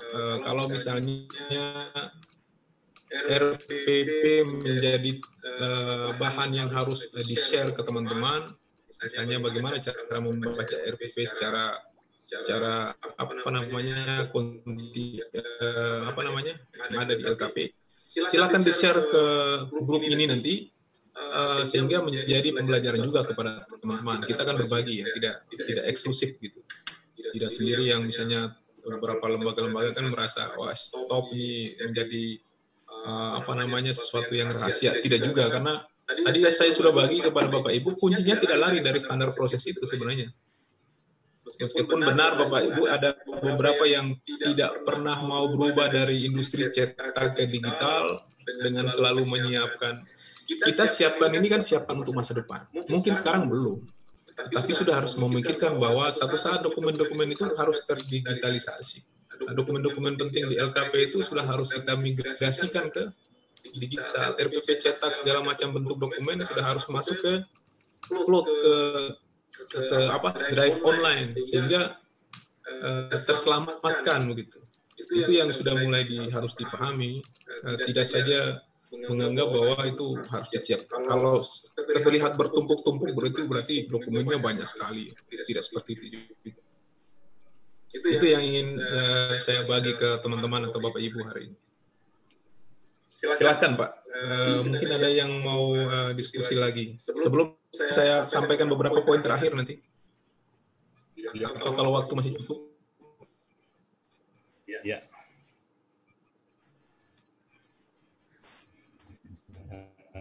Bapak Ibu yang kami hormati, untuk bertanya kepada para peserta, kalau ada peserta yang ingin langsung, silahkan untuk angkat tangan dengan membuka tanda tangan untuk dadanya.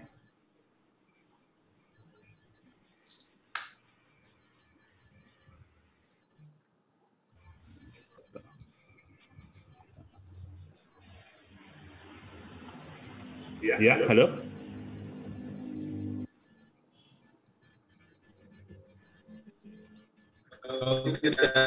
Kita jawab saja Pak di chat. Ada ini Bu Farida nih Pak. Ibu Farida LKPI. Ya, Bu Farida. Waalaikumsalam. Terima kasih atas waktunya. Kami di LKP memang belum pernah memakai barcode ini. Bagaimana cara penerapannya kalau di LKP Tata Rias Pengantin, Pak? Terima kasih. Assalamualaikum warahmatullahi wabarakatuh. Ya. Terima kasih Ibu Farida. Boleh saya jawab Pak langsung ya? Iya, Pak. Silakan Pak. Iya, jadi yang QR code tadi itu adalah sebenarnya respon cepat. Jadi beberapa industri kita sekarang kan serba instan nih.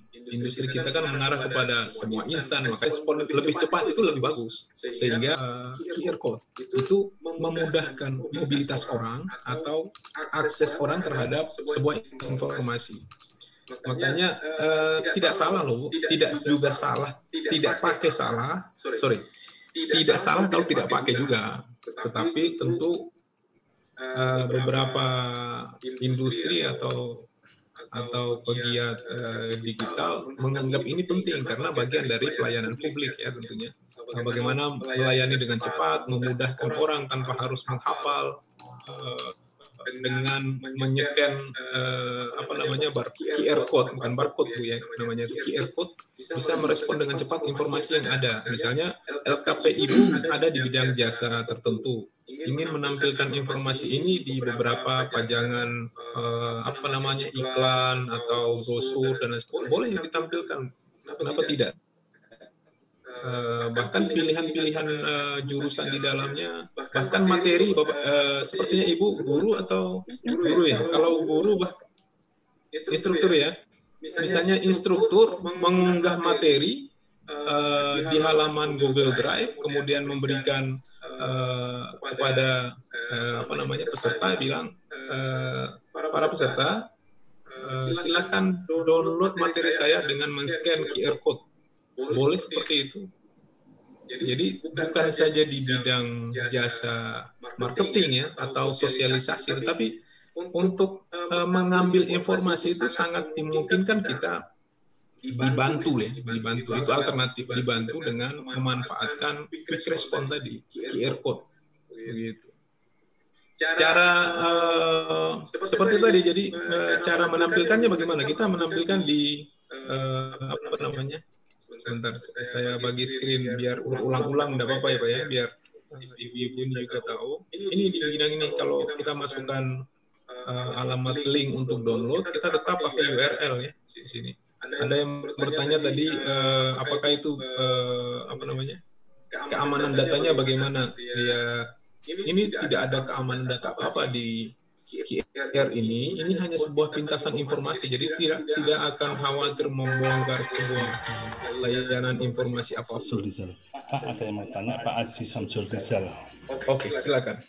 Kita diskusi saja Bapak Ibu ya. Kalau Haji ada yang kurang Samsul nanti, Rizal. ya, kalau ada yang kurang mungkin beberapa teman mungkin bisa menambahi. Silakan Pak Haji. Pak Haji Samsul Rizal. Ya, silakan. Halo, silakan yang mau bertanya. Mohon di-unmute dulu. Oke. Iya. Selamat malam, Assalamualaikum Pak Ode. Sudah memberikan waktunya. Salam kenal, Haji dari DPC LKP Kabupaten Cianjur. Dalam hal ini mungkin terkait dengan beberapa hal pembelajaran online, kita sudah harus berintegrasi dengan pembuatan video konten gitu ya, dan lain-lain Pak. Jadi dalam hal ini mungkin ini apakah pertanyaan atau masukan silakan nanti dirumuskan sama Pak Ode ke depan, apakah nanti ada season khusus untuk pembuatan video konten yang simpel gitu, karena kalau kita merekrut profesional kemarin sudah ngobrol ya, harganya lumayan pada tinggi Pak. Untuk satu video aja mereka minta 800.000 dengan durasi beberapa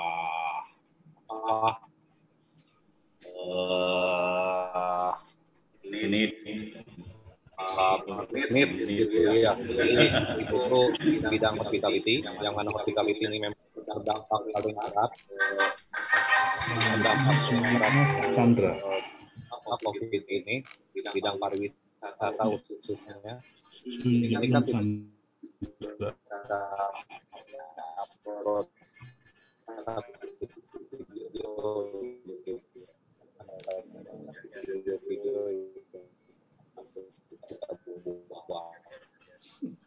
itu saja sih Pak Ode. Oh ya, terima kasih Pak Haji, Pak Samsul Rizal. Terima kasih. Respon atau nunggu satu lagi lanjut atau saya jawab dulu? Jawab dulu aja Pak. Jawab dulu. Oke, boleh. Pak Haji Samsul Rizal, kita ada satu sesi Pak untuk bagaimana cara membuat konten video pembelajaran dengan beberapa tools yang soal ini.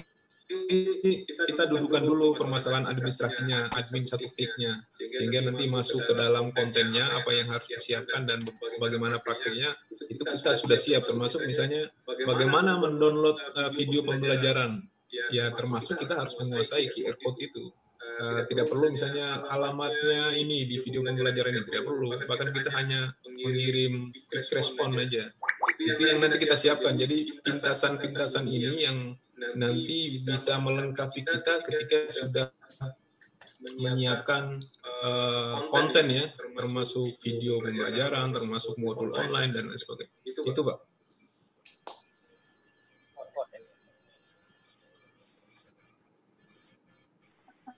Ya.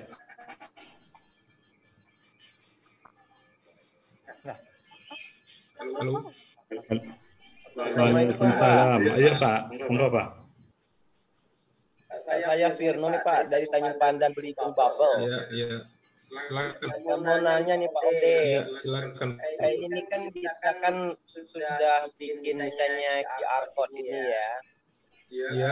Kemudian kan calon peserta pendaftar itu kan ingin mendaftar misalnya melewati QR code itu. Apakah kita ada khusus aplikasi untuk menyekan QR code yang kita share ini, Pak?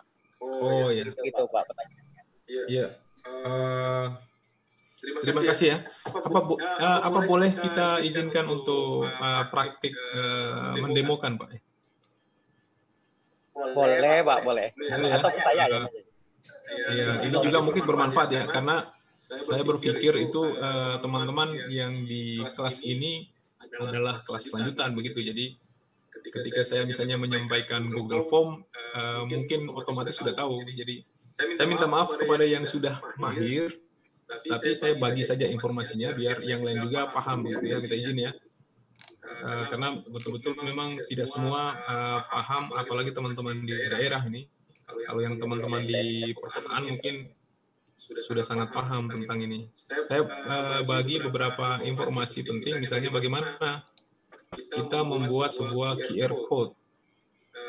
Bapak Ibu boleh melihat di emailnya di layar ya, atau boleh mengikuti sekilas, atau boleh mengikuti. Kita buat itu sebuah formulir, tidak butuh aplikasi apa-apa, Pak.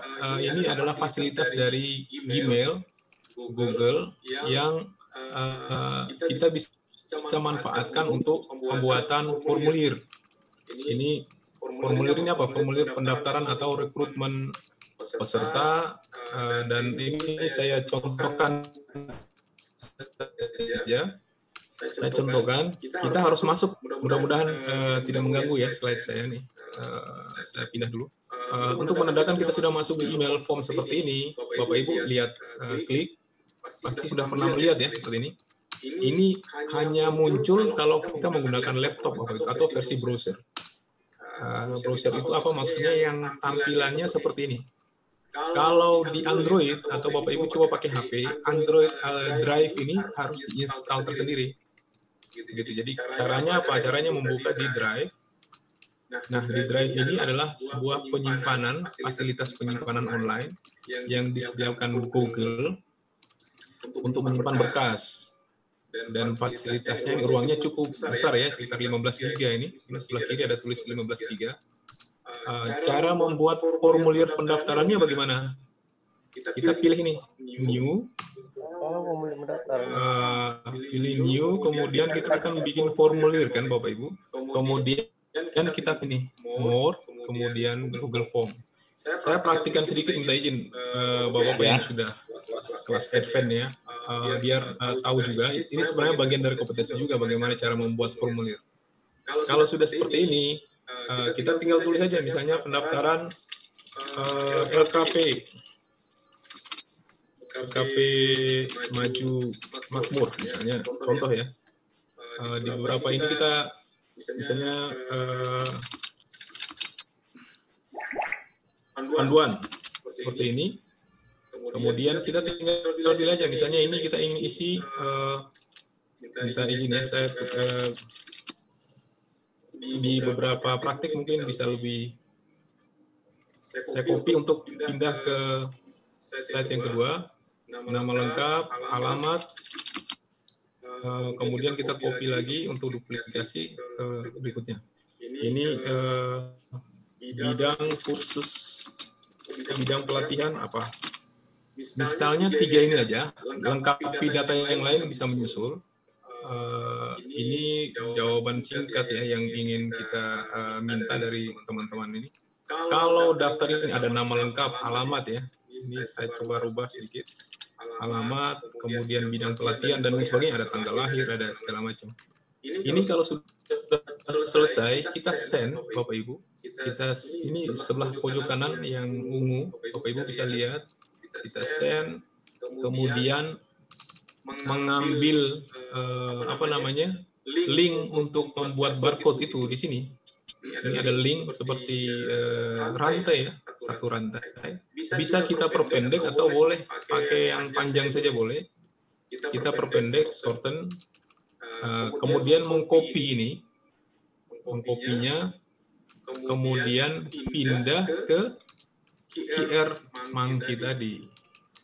Nah, ini saya sudah buka lagi QR Monkey. Terlihat Bapak ya? Halo? Ya.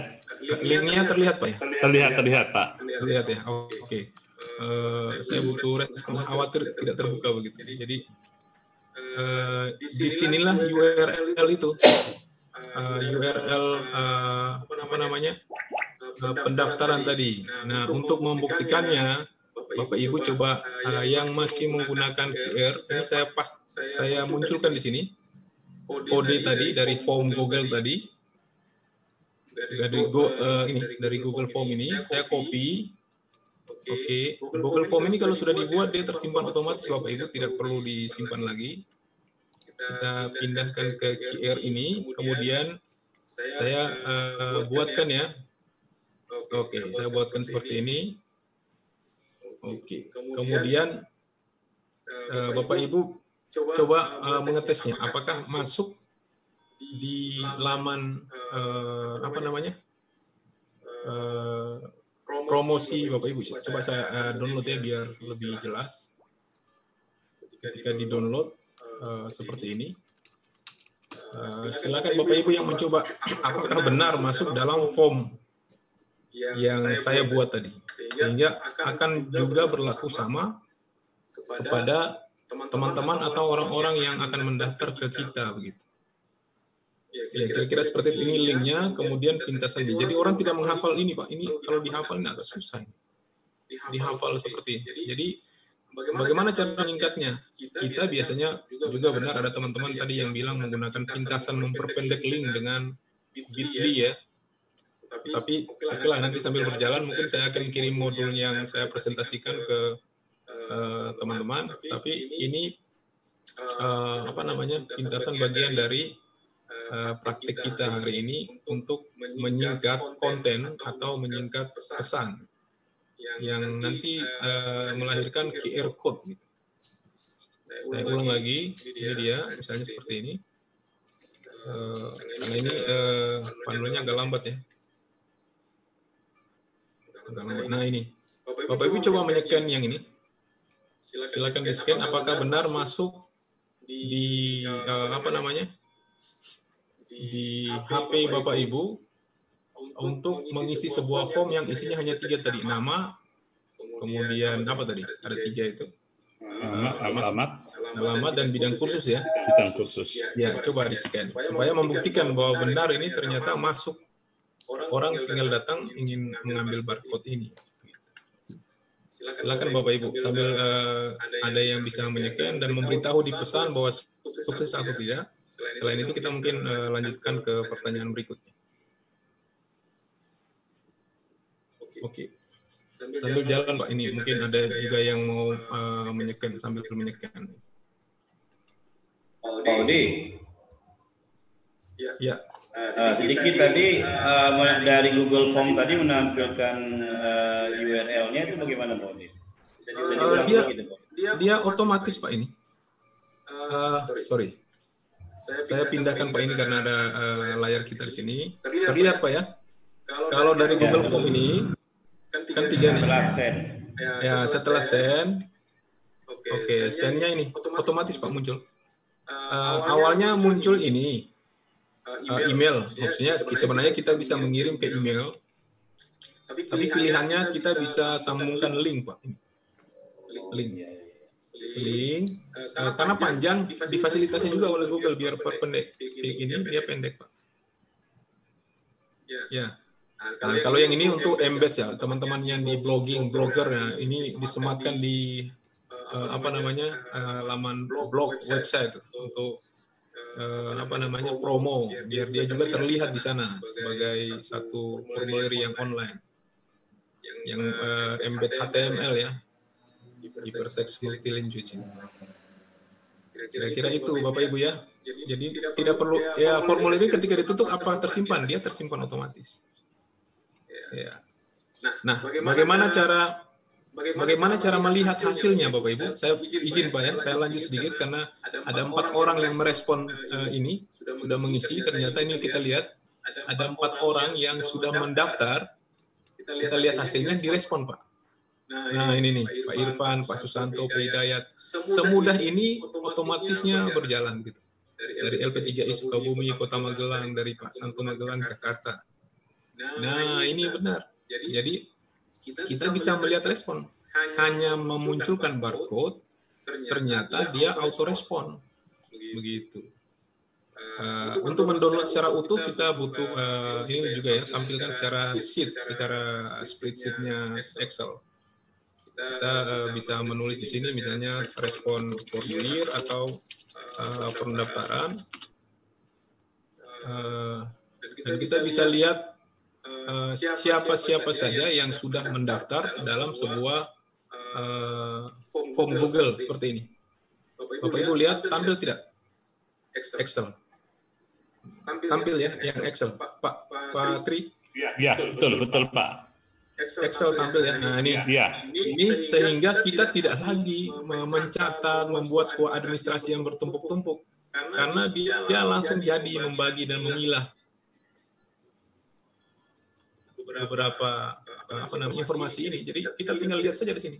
Begitu. Ini sebenarnya sudah terbiasa di teman-teman yang, nah ini sudah masuk lagi dari Pati ya yang mendaftar misalnya. Kemudian Rebecca dari Cirebon. Seperti ini interaksinya. Jadi kita tinggal menanti saja siapa yang mendaftar, kita tunggu saja, tidak perlu memantau juga seperti ini. Kita tutup file dan dibuat nonton TV ya juga mereka responnya otomatis. Kira-kira seperti itu Pak pandangannya. Terima kasih Pak. Oke, mungkin ada yang ingin menambahkan sebelum ada slide 2 Pak, izinkan saya mungkin menyampaikan terakhir sebelum ke pertanyaan. Ada pertanyaan Pak Odi. Oh ya, ini penting Pak ya, saya ya betul di chat ya, betul. Ada pertanyaan, izin bertanya Pak Odi, bagaimana cara menggunakan Google Form agar bisa dipakai sebagai kasir pendaftaran online, langsung integrasi ke transfer otomatis. Ini pertanyaan dari Arfian Nugas, tidak senior ini. Wah, ini Bapak yang ini tahu lah ini. Ini ada kode ya programmernya lah. Ya kita ya tahu. Begini Pak, ini tadi saya jawab dulu yang lebih ringan ini, biar yang lain menangkap Pak. Kalau ada pertanyaan tadi Pak, bagaimana cara mereka mendaftar, ada respon bahwa harus melampirkan bukti pembayaran misalnya. Kan kita juga di sini ada satu form yang mengizinkan kita di pilihan ini mengupload Pak. Bapak yang lain juga lihat ya, ini ada satu pilihan, kita bisa mengupload file bukti apapun, dokumen, foto, transfer. Kita bisa membuatnya sebagai sebuah pilihan. Jadi bukti transfer, bukti misalnya ini saya sudah mendaftar, saya harus foto sebagai tanda bukti. Mestinya ini di tingkat programmer lah, tapi saya bilang sesederhana ini Google masih bisa mengatasi begitu, masih memfasilitasi untuk mengirim tanda bukti transfer, atau teman-teman misalnya mengirim foto gitu, bisa ini. Karena di sini ada fasilitas upload foto ya, meskipun tidak besar. Di sini kita bisa menghemat misalnya untuk 100 megabit ya, atau kalau 1 giga juga mungkin terlalu besar ya. Karena ini kapasitasnya 15 giga, kalau satu ya berarti cuma 15 orang gitu. Ya, atau 1 megabit. Yang kecil-kecil bisa dipilih di sini. Itu Pak. Jadi nanti respon juga nanti kelihatan kalau dia mengirim responnya misalnya berupa foto atau bukti, dia akan kelihatan, akan dihubungkan link kepada foto atau tanda bukti pembayaran. Seperti itu Pak. Tadi kalau pertanyaan bagaimana cara menghubungkan antara dengan program, cara yang paling mudah bagi kita adalah menampilkan embed tadi Pak, menampilkan ini tadi, ini Pak, teman-teman yang di blogger ya, yang di program, dan kalau di kasir tentu harus masuk di beberapa settingan programnya Pak. Tapi kalau untuk menampilkan di laman website boleh menggunakan ini, mengcopy embed HTML-nya sebagai short link lampiran ya. Mungkin Japri Pak, biar kita diskusi, teman-teman yang lain juga tidak memahami terlalu dalam seperti ini begitu. Oke, yang agak standar saja begitu. Oke, ini teman-teman yang sudah merespon ya.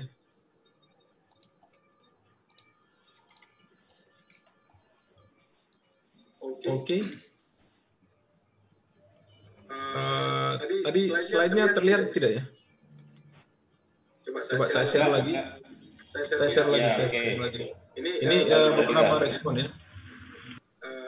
Google Form kelihatan Pak ya? Belum mulai, Pak. Sudah kelihatan, Pak. Kelihatan? Sudah. Oke, karena ya saya minta maaf karena kalau kita berganti di satu dari Zoom ke PowerPoint ke Excel itu harus membuka share screen baru. Jadi saya harus biasa menggunakan slide ini. Ini yang tadi ditanyakan Pak, siapa tadi yang bagaimana cara menghubungkan dengan aplikasi lain, misalnya programmer. Terlalu dalam Pak kalau programmer. Kita yang mudah-mudah saja menghubungkannya, membuat link dan masuk kepada pembayaran. Ini disematkan di blog, sesederhana blog aja udah bisa, apalagi website gitu kan. Sesederhana di blog aja udah bisa, maksudnya melampirkan bukti pembayaran bahwa telah melunasi apa begitu. Linknya ini disematkan ke HTML dengan bahasa HTML ya. Tapi kalau untuk menampilkan di laman barcode saja, ya boleh pakai yang ini. Linknya ini Pak. Linknya Pak Lita Sutarwo. Masih bisa pantau Pak ini, Pak Lita. Link pendek ini ditampilkan ke QR code tadi. Apa namanya? QR code. Nah ini. Masih ingat ya yang tadi ya? Oke. Kemudian di create, kemudian di download, diambil. Iya, sekitar itu Pak. Teman-teman yang kalau bisa mengikuti sebenarnya cukup print screen, tombol PRT screen di laptop itu bisa mengambil pelan-pelan dokumentasinya biar tidak hilang juga.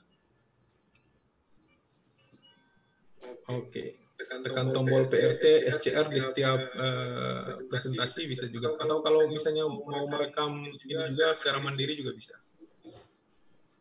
Nanti di malam berikutnya kita akan menyiapkan konten bagaimana menyimpan, merekam, mengolah sumber belajar dengan video dan beberapa tutorial yang nanti sangat memudahkan kita untuk menjelaskan produk, barang, jasa kepada teman-teman, terutama menyiapkan konten ya. Tadi kita sudah agak larut jalannya. Nah, harusnya dibahas juga, saya memberikan pilihan di saat ini. Tetapi satu hal terakhir ini Pak, izinkan saya di slide ini saya menyampaikan bahwa untuk publikasi bukan sekedar QR code ya.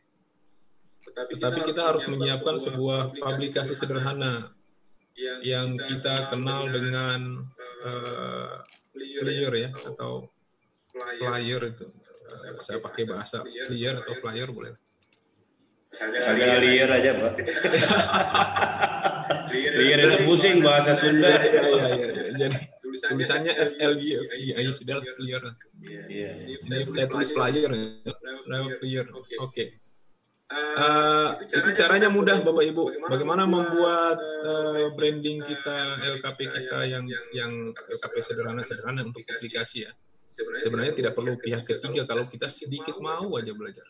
Tidak perlu, memang kalau saya bilang begini nanti mungkin teman-teman yang desain grafis juga tersinggung karena mengambil jasa mereka. Tapi kalau saya harus berbagi bahwa untuk membuat flyer ya kontennya banyak ya di internet, tinggal kita buka Google Search, kemudian free template, mengetik free template, banyak pilihan lah. Banyak pilihan. Free template flyer yang kosong-kosong itu banyak sekali. Nah, kemudian kita tinggal modifikasi secara sederhana pakai apa? Sederhana menggunakan yang paling sederhana ya pakai PowerPoint. The power of point katanya. PowerPoint itu bisa memodifikasi flyer yang kita ambil di halaman Google. Publikasi itu penting Bapak Ibu, tidak sekedar ini saja apa namanya? Website, kemudian yang paling sederhana flyer sederhana. Misalnya seperti ini, kemudian yang seperti ini sebenarnya sudah menjadi pakem ya, yang saya tidak bisa rubah di masing-masing LKP. Logo, kemudian branding, kemudian tagline. Kalau misalnya bisa jadi Bapak Ibu siapkan dalam video, ya boleh menjadi pakem-pakem khusus dalam LKP. Jadi yang penting ada itu ikonnya, misalnya membuat flyer dengan digital, dengan flyer flip, kartun dan lain sebagainya, itu sangat memungkinkan sekali. Ini kita masih menjelaskan belum di produk jasanya ya, kita masih berbicara tentang apa yang harus disiapkan sebelum kita menyiapkan kelas digital. Jadi beberapa perangkat tool ini yang kalau bahasa beberapa teman itu bilang menyiapkan sarana pendukung lah, tool pendukung. Pertanyaannya apa harus disiapkan itu agar kita siap? Tidak juga, ini kan menjadi pilihan. Kalau Bapak Ibu cukup bisa sudah punya jaringan, tidak perlu publikasi, ya sebenarnya tidak juga. Tidak harus mengambil langkah seperti ini. Ini kita berbagi sharing informasi tentang berbagai hal teknis yang sudah berjalan di industri digital. Sehingga mungkin teman-teman LKP yang masih manual, analog, juga mungkin bisa melirik lah. Kalau melirik kan masih melihat-lihat, oh bagaimana caranya, bagaimana harus potensinya digunakan, dan lain sebagainya. Itu kira-kira Bapak Ibu, silakan scan ini materi saya ini, ada di sini. Nah, ini sekaligus saya contohkan ke Bapak Ibu bagaimana mengambil materi, dan kalau Bapak Ibu ngajar juga bikin kayak gini. Begitu ceritanya. Silakan di-scan atau foto aja, nanti baru di-scan juga boleh. Untuk presentasi malam ini. Ya, seperti itu ya, Pak. Masih ada waktu, Pak ya?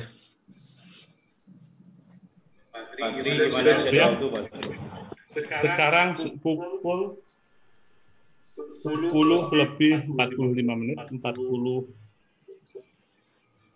menit di waktu Indonesia bagian tengah. Mungkin Pak diberikan pertanyaan, 3 pertanyaan lagi. Bisa Pak? Oke, boleh, terserah. Ajar. Boleh. Ada yang bisa saya bantu? Silakan. Nah, itu. Barcode yang di itu malahan. Iya, itu Veronica Pak namanya. Saya masih ingat namanya. Ada pertanyaan nih Pak dari Siti Rabiatul Alawiyah. Pak Ode? Ya, siap. Nah, ini ada pertanyaan. Maaf Pak, setelah buat formulir dari barcode tadi, untuk formulir pendaftaran daycare yang jangka waktu pendaftarannya tidak dibatasi karena misalnya masih cari peserta, itu gimana Pak? Sementara tadi katanya QR code itu paling lama bertahan 6 bulan. Maka tiap 6 bulan QR code-nya diperbaharui. Bagaimana? Silakan Pak Ode. Oke, mungkin tidak cukup waktu yang untuk menjelaskan, tapi Bapak Ibu coba nanti cari di itu tadi. Kenapa saya sekali lagi bilang bahwa alamat QR Monkey tadi adalah pilihan alternatif untuk mengkreasikan QR code-nya. Oke, dan itu temporer karena mereka bisnisnya di situ. Bisnisnya di bagaimana mengkreasi barcode dengan konten-konten menarik, warna, kemudian ini. Tapi kalau Bapak Ibu buka Google, silakan coba buka Google. Itu ada namanya QR Generate Code. Coba saya tampilkan di sini. Generate barcode ya namanya. Bisa diabadikan selamanya QR code-nya. Hanya saja tidak bisa diapa-apain. Jadi hanya apa namanya? Hanya apa namanya? QR code aja.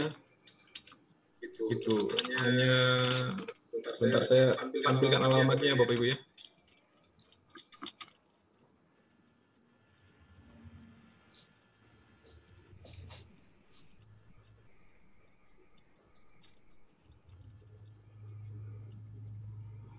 Tampilkan alamatnya. Atau saya tulis alamatnya di kolom ini aja, kolom chat ya, biar semua menyimpan. Ada panduannya di situ, dan itu bisa dipakai dalam jangka waktu yang lama ya. Tadi ada teman-teman yang sudah merekomendasikan, cuma saya tidak pakai itu karena dia monoton, tidak variasi. Cuman memang sangat bertahan lama karena itu bisa digenerate di sheet saja cukup, atau di apa namanya, di sheet apa namanya Excel aja cukup gitu. Saya tulis alamatnya di situ. di apa namanya, di link chat Bapak Ibu ya.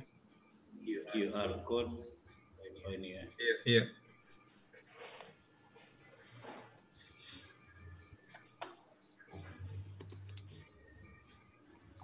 Oke. Silakan Pak, ada yang mungkin saya tertunda bacanya. Tentu mungkin Bapak Ibu,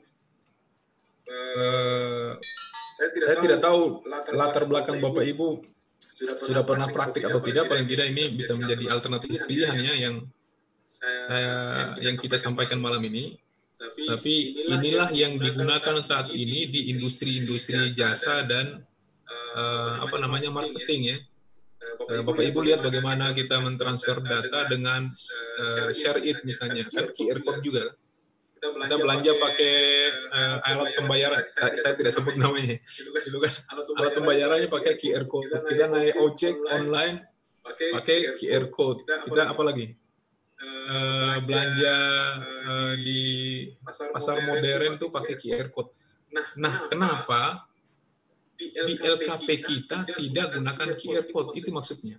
Karena orang-orang ini kan sudah terbiasa di luar seperti itu. Jadi kalau pertanyaannya apakah peserta kita tahu ada QR code? Ya, industri di sekitar kita sudah menggunakan QR code. Kenapa kita tidak beralih menggunakan hal yang sama? Itu yang saya bilang. Kira-kira begitu Pak. Pak Tri, silakan Pak Tri. Ya. Terima kasih Pak Ode. Teman-teman seperjuangan yang kami banggakan, demikian apa yang telah disampaikan Pak Ode. Sebelum kami tutup, apakah ada teman-teman yang ingin mengajukan pertanyaan sekali lagi? Iya.